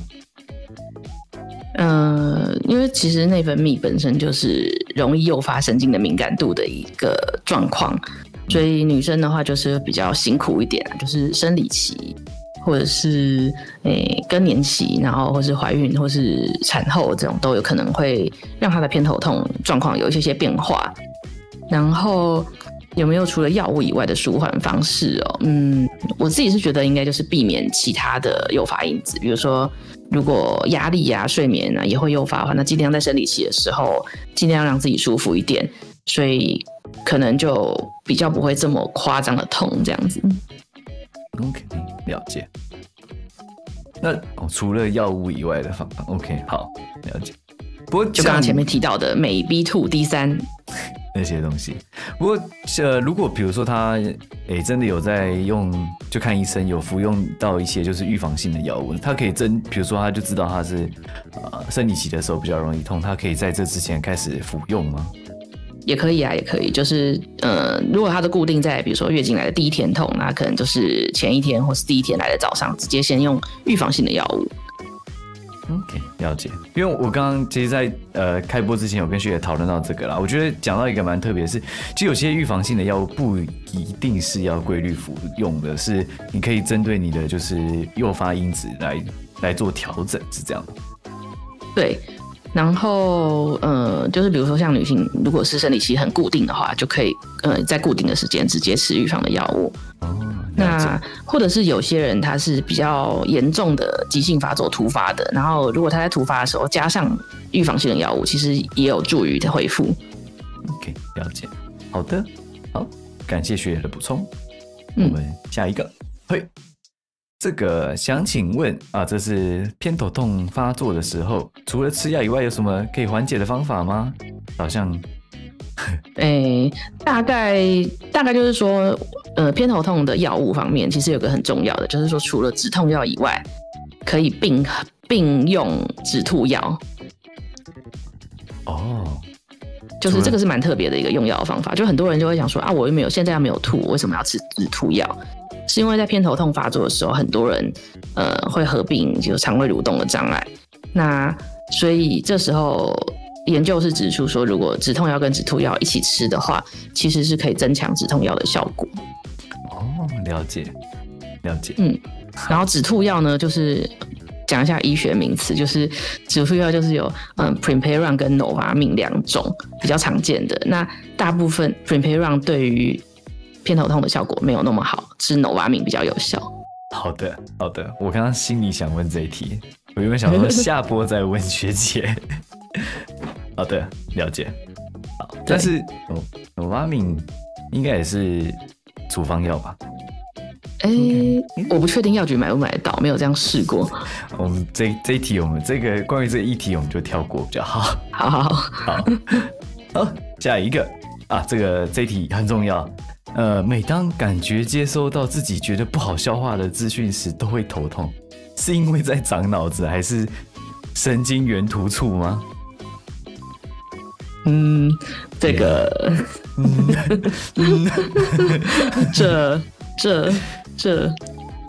这一题应该就放飞自我的回答了吧？这应该没有标准答案。这有可能是代表不好消化的资讯对你来说是个压力的来源，所以你有压力来源的时候就会容易头痛。确实是这样，真的，有时候你都讲是不好消化的资讯，一定是会觉得有一点点烦，会有一点压力大嘛。这个头痛合理。没错。长脑子如果到成年还有办法长脑子，那也是还不错。我现在就需要长点脑子，那我必须对，有什么方法欢迎提供给我们。真的，如果你可以发明方法长脑子，可以直接发期刊的吧，发高分期刊。对。不过我刚刚讲什么？那请问一下，大家今天直播有头痛吗？应该还好吧？学这么好听的声音，应该不会头痛吧？还是就是像这样子的硬核知识、硬核直播，就要配合一些就是好听的声音才听得下去。好，没事，我不要再乱捧学姐了。等一下学姐不知道怎么接话，我继续好不好？我继续。好，继续。好，感谢今天的就是卫教内容到这边，好不好？感谢学姐，感谢惠妹学。谢谢学弟，谢谢阿万。好，我们先把荧幕收起来，学姐觉得直播还好玩吗？觉得还蛮好玩的，大家好踊跃哦，对不对？有这个你想500多个人坐在大礼堂，就是2个大礼堂、3个大礼堂的量，现在从来没有这样子过，很夸张，对不对？我觉得这是一个很好的机会，可以介绍一些正确的知识出去啦。所以如果学姐就是愿意的话，之后也可以上来讲讲头晕，感觉我也需要。哦，头晕超多东西可以讲的。你会不会给我100张投影片？我会尽量浓缩在大概50张内。50张内，今天不是要教怎么诊断呢？今天要教卫教啦，卫教啊。如果教怎么诊断，可能100页都不够。真的，头晕真的好难呐。头晕，我们自己神经科的医师也没有那么多人喜欢看。我理解，我很理解。头晕包含耳鸣吗？有一点点关联，但是耳鸣基本上比较麻烦。OK， 比较耳鼻喉科。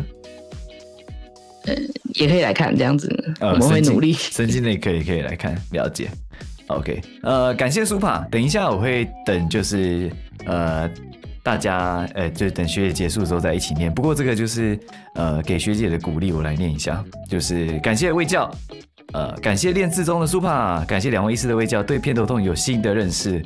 喵惠妹医师好可爱。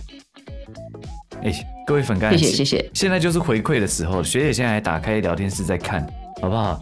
你们现在回馈的多努力，她未来再出现的机会就有多大。学姐毫无动摇，不愧是学姐，不会是学姐在努力看，好像里面好多人在写他们的问题哦。对，对，里面很多人在写他们的问题，但是我觉得学姐今天的直播的内容量应该蛮多都有涵盖到的。对啊，有时候如果自己的问题有时候都藏在字里行间中间，觉得是蛮好的。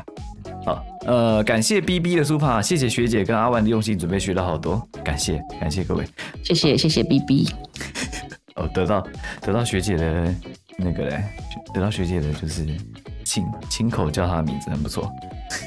我觉得今天学姐你准备的内容很符合聊天室的水准，就不会难到听不懂，然后也不会就是简单到太简单。我觉得你可以开始开台了。我一点都不介意，就是粉丝被瓜分。对，好哦，那我回家来准备一下。真的还假的？好，很棒，感谢薰薰草的出马。喵惠妹学姐好帅好可爱，我的心脏好痛，好像心脏要跑出来一样，这可能要看心脏内科。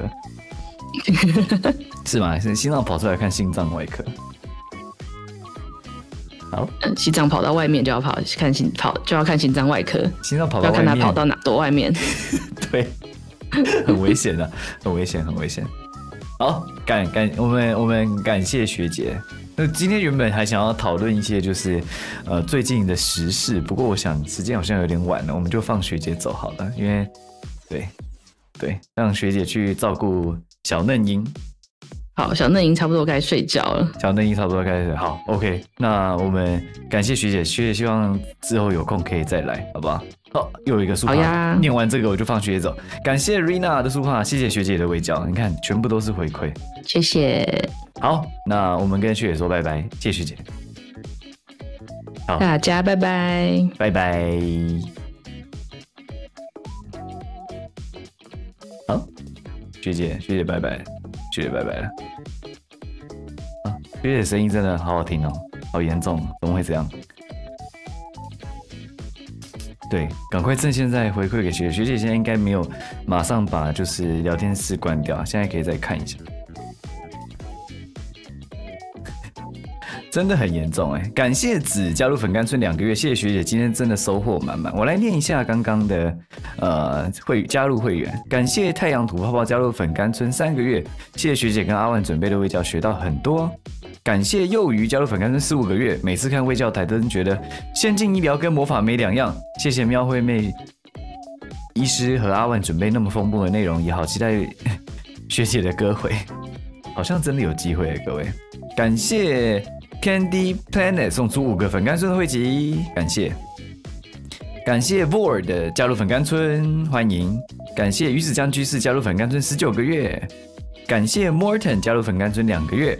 感谢曲友，不对，感谢曲优曲舞加入粉干村6个月。OK。感谢一开始的，感谢 LT 加入粉干村，感谢波波加入粉干村，感谢。阿万台的女生都好好听，阿万台的每一个人的声音都不错听吧？对啊，但是只是因为学姐这个麦克风顶的，我只能说是顶的，这个顶的非常顶。对，我原本真的觉得如果学姐都是用这种等级的，我可能出不起。感谢加入粉干村26个月，妙慧妹学姐讲得非常清楚，声音超好听，耳朵享受，同时学到好多东西，好赚。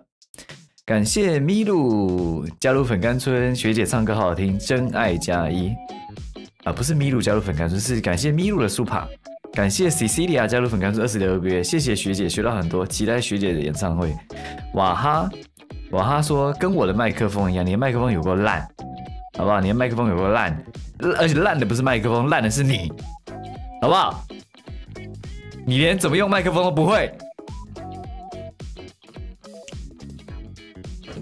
好不好？那麦克风，你的麦克风是报纸头之前用的，寄给你啊。报纸头声音这么好听，为什么你声音长那样啊？而且为什么都不讲话？上来啊！你要不要来听，让大家听听看你的声音跟刚刚学姐的声音有差多少？一定没中。上来啊！不是麦克风很好吗？一模一样。好，我们回家。回家。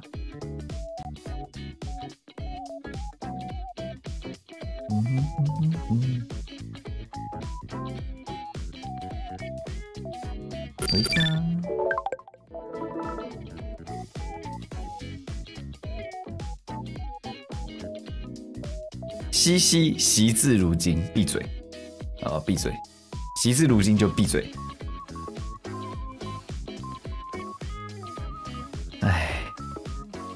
哇，说好，这样又赢了，他又赢了。完了，你们瓦哈的灵压要消失了，各位跟瓦哈说拜拜。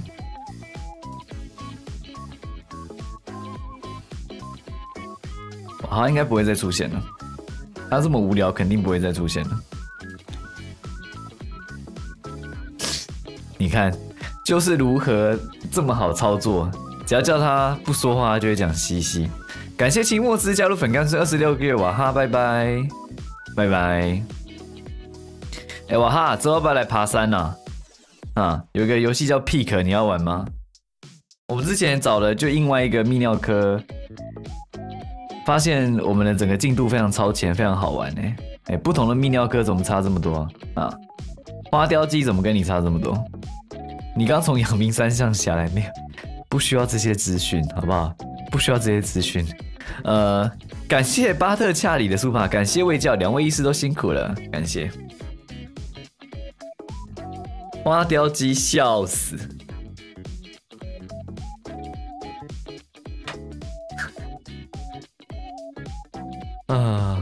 好好笑啊！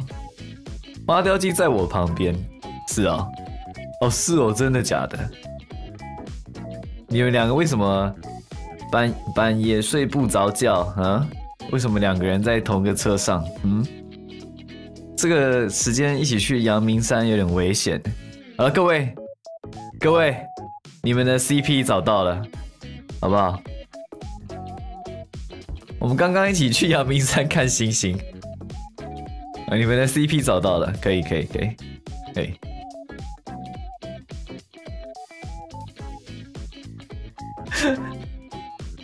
请各位开始就是开饭。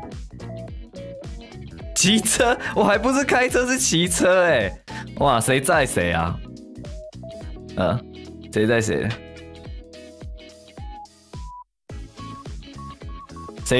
谁负责就是骑车？我觉得是瓦哈骑车，轮流。去阳明山没多久，轮流个鬼。轮流个鬼。坐后面，我不想念你的聊天室了，好不好？我不想念你的，我不想念你的留言了。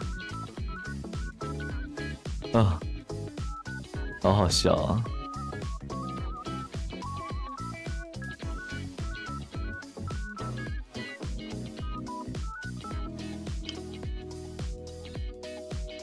无法理解，今天的肥皂有素材，今天的肥皂应该要就是画学姐吧，啊，就是如果大家愿意的话，好吧，我没有，就是如果大家愿意的话，我每个肥皂我都看得很开心，感谢大家。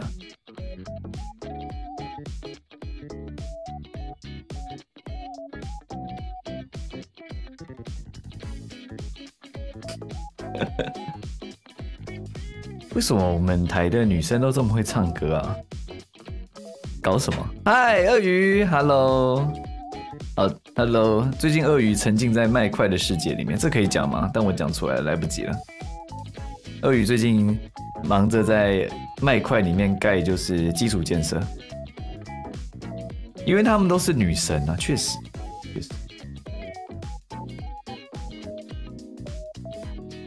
哎呀，One，干嘛？哇哈干嘛？我们会不会来到频道的转捩点？会吗？他下一句话，我现在很担心。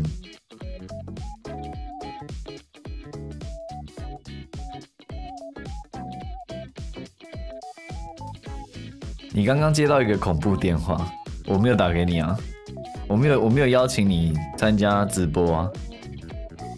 你接到什么恐怖电话？我觉得好危险哦。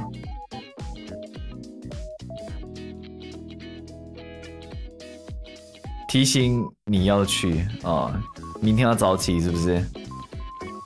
为什么他可以？明天要去西西，你每天都在西西，好不好？不需要人家打电话提醒你西西，好吧？每天都在西西，不需要。好无聊哦。他现在一定很爽，因为就是他把所有人的注意都集中在他身上，他成功的吸引大家的注意，他现在一定很爽。没上直播说的话比上直播还多，对啊。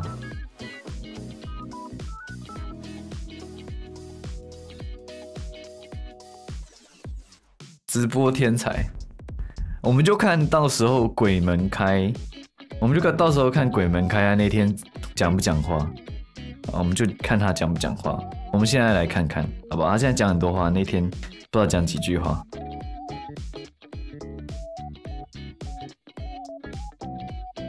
好呀，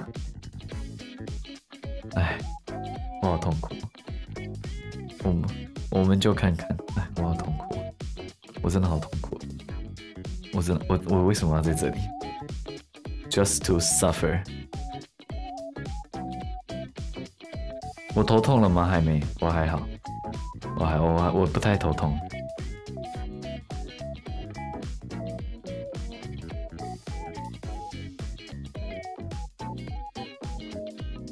我不太头痛。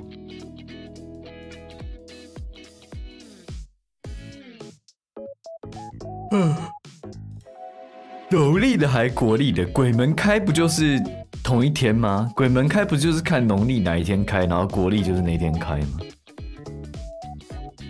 有人在过就是国历7月，农历开的，鬼门开的吗？没有吧，好像比较少，还是说时代在改变？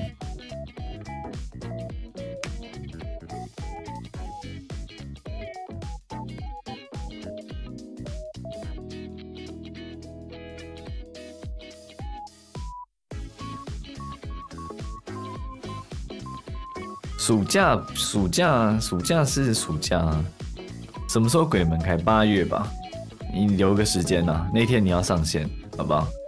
你那天没上线，我们很难搞。我看一下什么时候，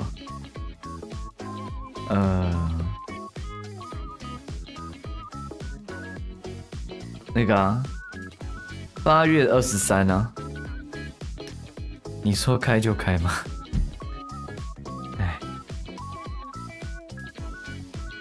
我好累啊，不知道怎么跟他讲话。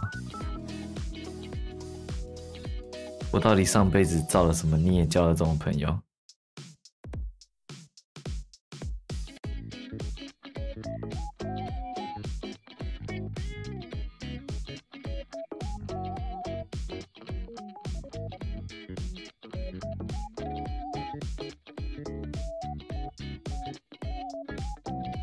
啊，他不见了，他不见了，很好，我们恢复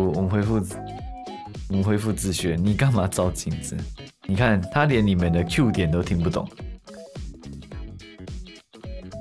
感谢开大灯的 Super， 谢谢帅气喵学姐头痛未叫，希望再邀学姐来讲头晕。辛苦阿万结束还要应付突如其来的哇哈，但好快乐，你们快乐就好，好吧？你们快乐就好。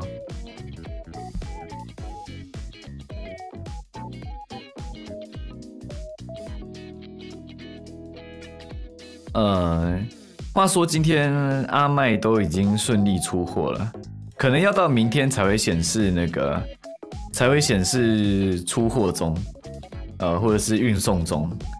所以，但是因为再提醒大家一下，因为我们这次是用批次出单，所以偶尔会有就是漏刷的情形，就是明明就是它就一直写着备货中，一直都没有出货。但是我今天至少我确定所有的阿麦都出单了，可能有几个昨天晚上过后，昨天11点过后还下单的人还没有出单以外，其他人都出单了。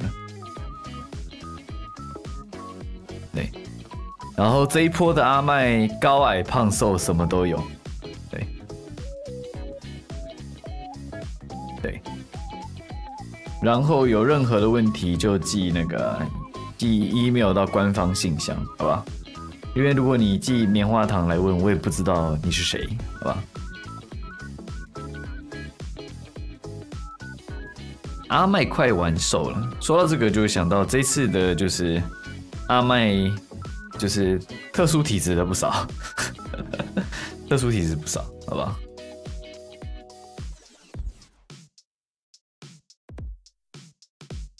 在等着大家跟我分享，然后推特上面的那个阿麦义诊的 tag 有改字，因为之前是那个麦哥受伤啦，好像大家就会 po 很多就是外科啊受伤啊等等的，但其实我也很期待可以看到，不是我很期待吗？我也希望可以帮那些内科生病的阿麦看诊，所以我现在改成就是麦哥看病啦，好吧？麦哥看病，然后之后应该也期待可以开一个就是阿麦义诊台。好，所以推特的那个 tag 有改哦，好不好？好，刚刚有人说可以方便透露之后周边的消息吗？一点点就好。好啊，一点点可以啊。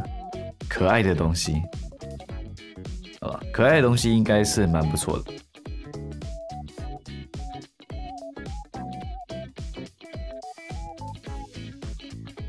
好奇，我吗？我吗？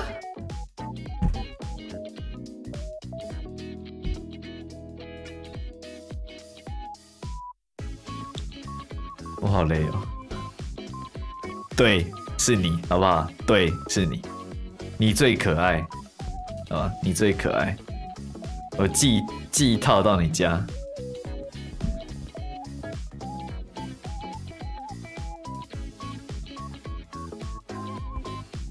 好累哦！你现在到底什么心情啊？半夜在听一个就是直播，然后等着就是正确的时机回复你觉得好笑的话，你到底是在干嘛啊？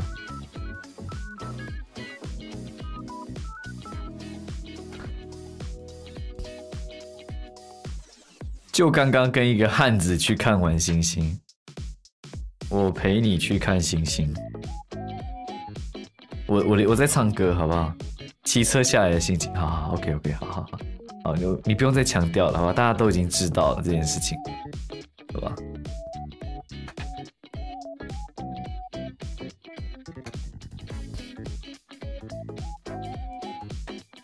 刚刚学姐唱歌真的很好听耶，好扯哦！好，想起以前在大学的时光，学姐很棒，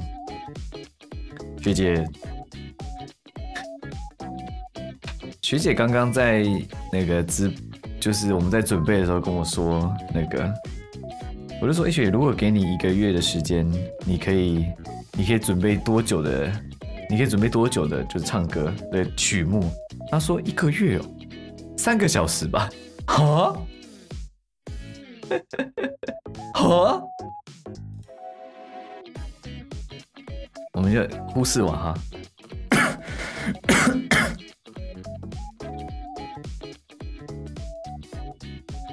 但他马上就想到，他是有那个嫩音的，就是责任，所以他就说啊，应该没有办法。我们以前那个吉他社就很常跟那个热音社混在一起啊，对不对？我们这一群就是叫什么？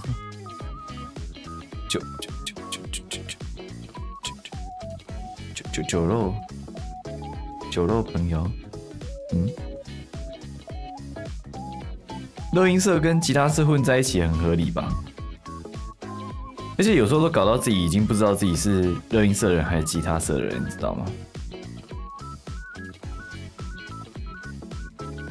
就是你知道，就是很常借来借去啊。就是今天我们缺一个什么就借一下，今天我们缺一个什么借一下。有时候借器材，有时候借人，有时候借音响，有时候借效果器，有时候借 DA， 有时候借 PA， 有时候借就是音架，有时候借就是谱架，很多各种有的没的。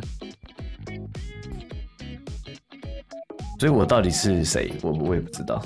然后我的这些朋友，一群这什么啊？狐朋狗党啊，狐群狗党，都是，大部分都是这一类的人，大部分都是这一类的人。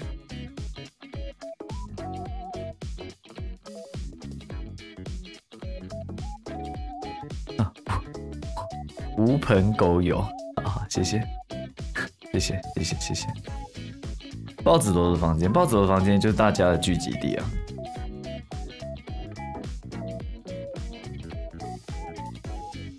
狐朋狗友，中文真难，中文真的好难。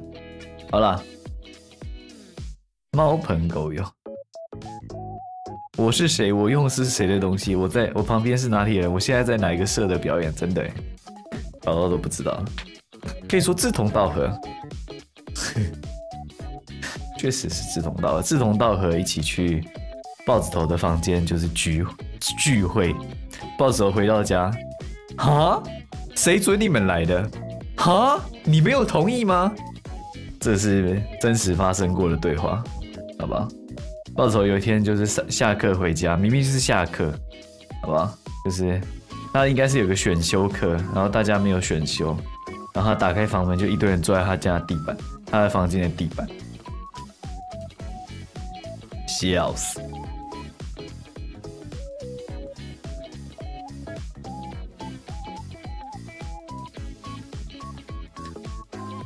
所以你们怎么进门的？我不知道我去的时候门已经是开的了。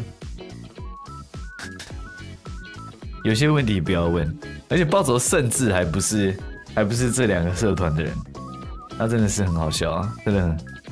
只能说有打电动的地方，能够开放自己的电脑给大家打电动的地方，就是一个开放的房间，就是一个开放空间。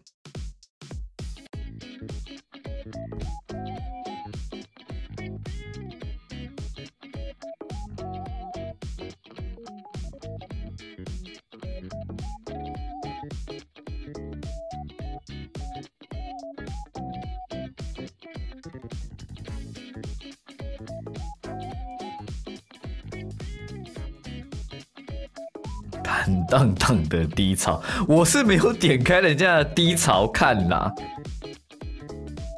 为什么要挑这个回应来回？我不应该挑这个回应，我应该直接下线的。我累了，好不好？我累了。都有人在我不在的时候借宿了，谁呀？应该不是我吧？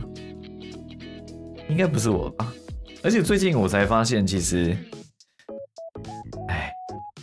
没事，我不要讲好了。是阿万，不是阿万。我才知道，原来就是以前我不只睡过马子狗的床，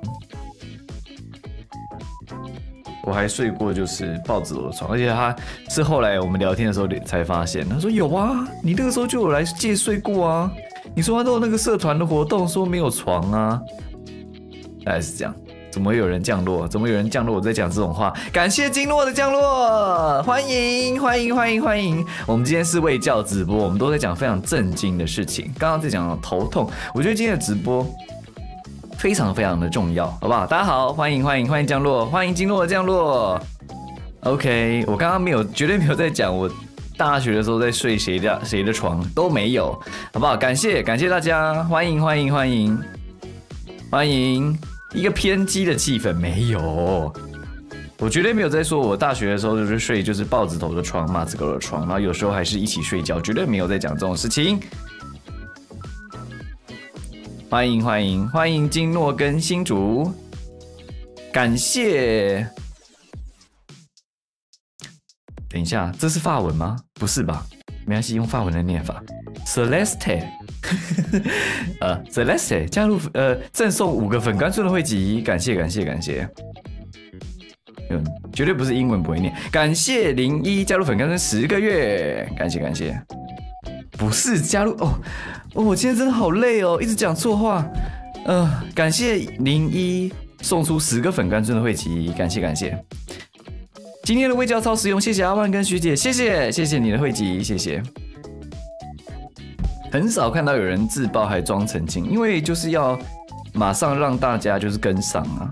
法文比中文好，因为法文看到什么字就怎么念啊。法文就是你会拼字就会念，就是这样。除了几个特定的字以外，对，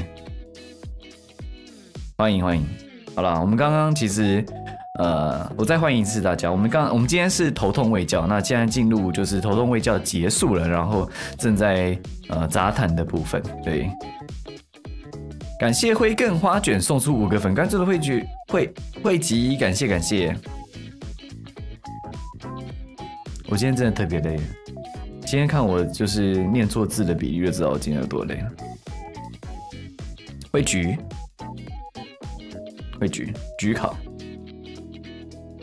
我忘记是谁说的，我忘记我那天在哪里看到一个，就是我不知道是谁分享的，就是中华一番，然后再讲就是通心粉。中华一番就是小当家，他最近一次决斗跟人家比赛就是通心粉，然后那个人打赢他了，因为他说通心粉是一个主空气的食物。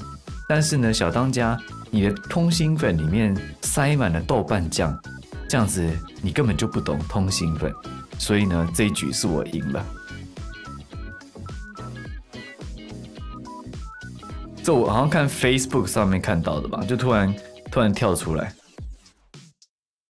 好像分享2页的样子，我觉得很痛苦。为什么要翻动？我没有跟，我不太清楚。是。我只是分享而已，我觉得就是新版小当家好像是吧，好像是。您几岁还在用脸书？脸书是最 hit 的啊！如果你没有加入脸书，你怎么要跟得上大家？你怎么能知道现在最棒的事情是什么？你怎么知道你的朋友今天在想什么？那个哇哈哈，觉得难过。今天阿万都不理我，你们现在还知道觉得难过吗？还是正在想的功能？引+1，引+2。今天娃哈哈发文，与尹加一上了阳明山打卡看星星，然后下面就要回说尹是谁？尹该不会是谁吧？哇，西西搓一下。说到这个，说到搓一下，你知道吗？他 fucking 上礼拜真的戳我一下，我要把那个截图截出来，你戳我一下，我找出来给你，大家等我一下，我找他戳我的动态，什么意思？为什么会在就是在114年2025年还在戳我？什么意思？什么意思？我找一下，我看到了，我看到了。好了，不是1个礼拜前，好吗？7个礼拜前，但一样吧，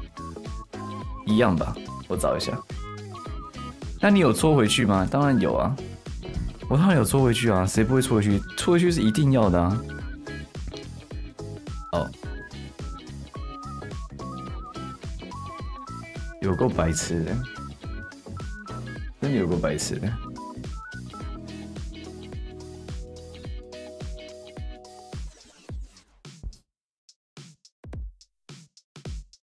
我有戳回去哦，我应该是有戳回去吧。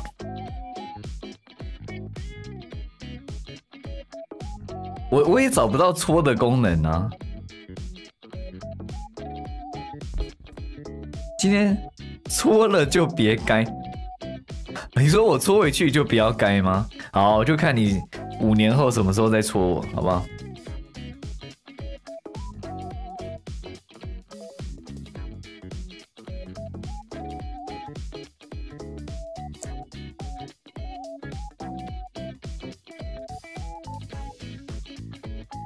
我每年都戳，谢谢，谢谢。你连大壮都戳，我们有个瓦西西跟我跟大壮的群组，然后每天不知道在讲什么，每天都是在戳。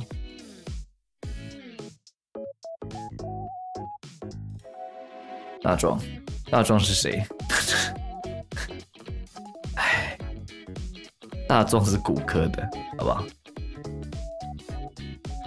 大壮长得很像那个三国无双的那个诸葛孔明。大壮可以来喂教吗？你把豪哥放在哪里？啊，我们有林书豪豪哥在这边的一天，大壮是不会出现的，没有心结，就是这样。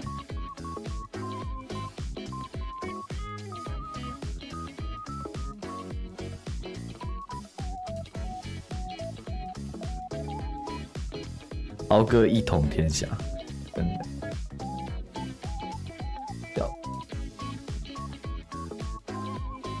啊，等我一下，等我一下，等我一下。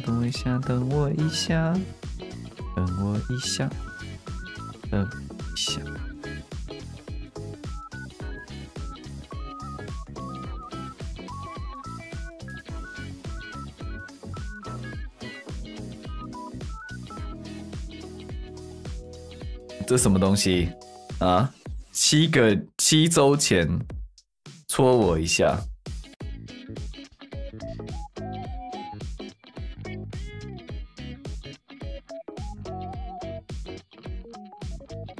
这不是你吧？是你，好不好？是你，是你在敲打我窗，是你，好不好？是你。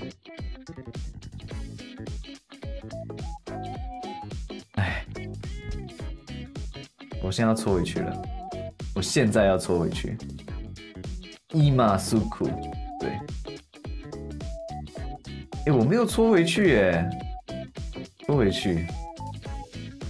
哦，好恐怖哦，好恐怖哦！这个戳一下的功能好恐怖哦。为什么院长会戳我一下？什么意思？为什么院长会在6年前戳我一下？啊，好恐怖哦！跳出讯息嘞，对啊，怎么会有院长戳我一下？什么意思？现在要戳回去吗？6年前，不要吧，不要冲动。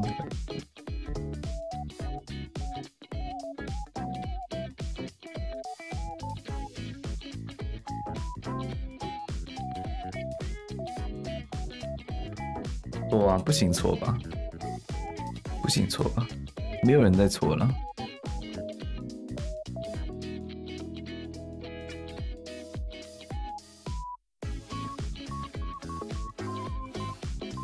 院长还在等你，等我的错吗？不太可能吧。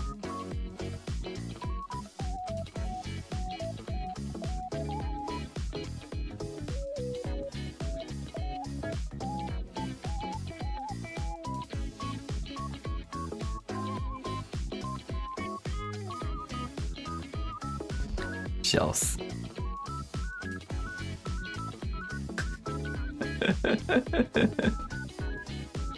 院长都等到不是院长了，你讲这句话是蛮经典的，你讲这句话是真的。院长已经在享受他的退休生活了，我们不要戳他。No 戳 ，No 损什么意思？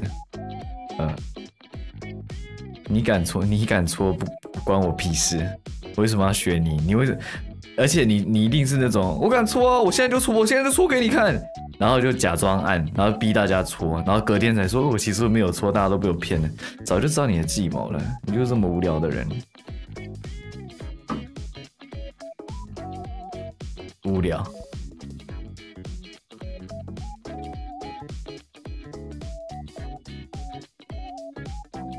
我只能现场戳院子，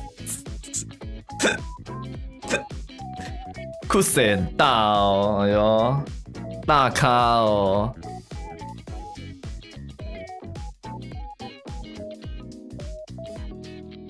大咖哦，我是不敢啦，我是不敢。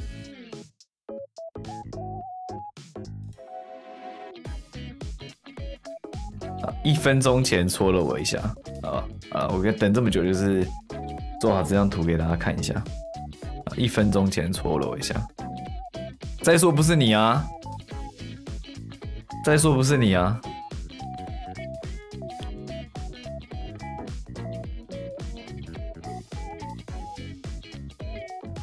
你不要再 P 图了，好爽，P 图最爽。哇，什么意思？好。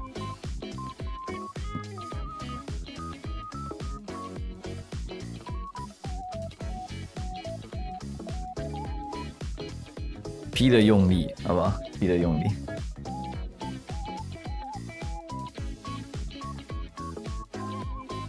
好啦，各位，感谢大家，好不好？明天如果有空的话，带大家去看我做的麦块，好不好？大家有兴趣吗？我做了一个我自己觉得非常值得分享的东西。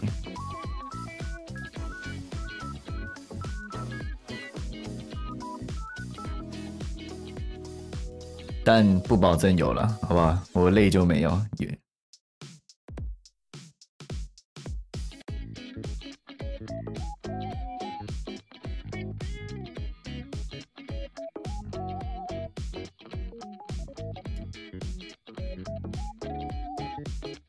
好，晚安啦，各位，晚哈晚安。下次上台的时候要讲很多话哦，好不好？好不好？可以啦吼。好，晚安，各位晚安，拜拜。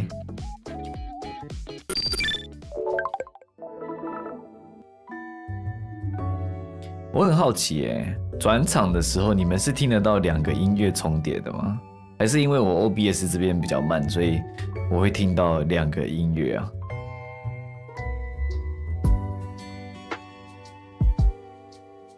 每次讲完就是晚安，就在问大家问题，好爽。嗨，瓦哈，你在哭什么？哭什么哭？哭屁哭？干嘛？你是不是刚刚跟人家去看完星星，有很多的想法想讲？你是不是很累，舍不得分别？你再洗版试试看，好不好？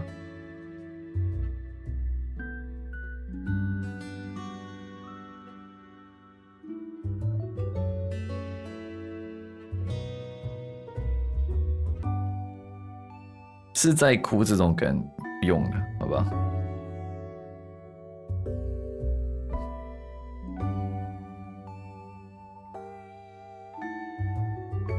你只现场裸聊，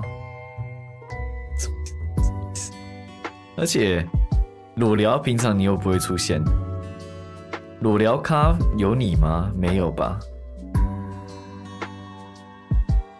有话就说，有屁快放，好不好？你一直哭，没人知道你想讲什么，卖个考啊，好不好？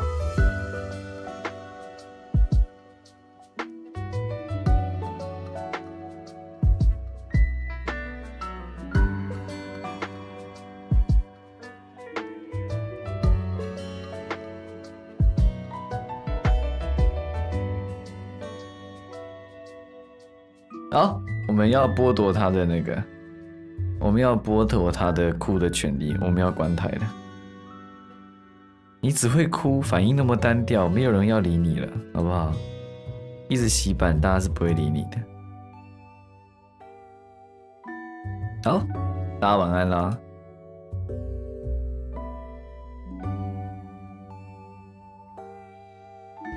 可能要阿万秀秀，没有吧？不需要吧？这种事情不可能发生的，好不好？好，晚安，拜拜。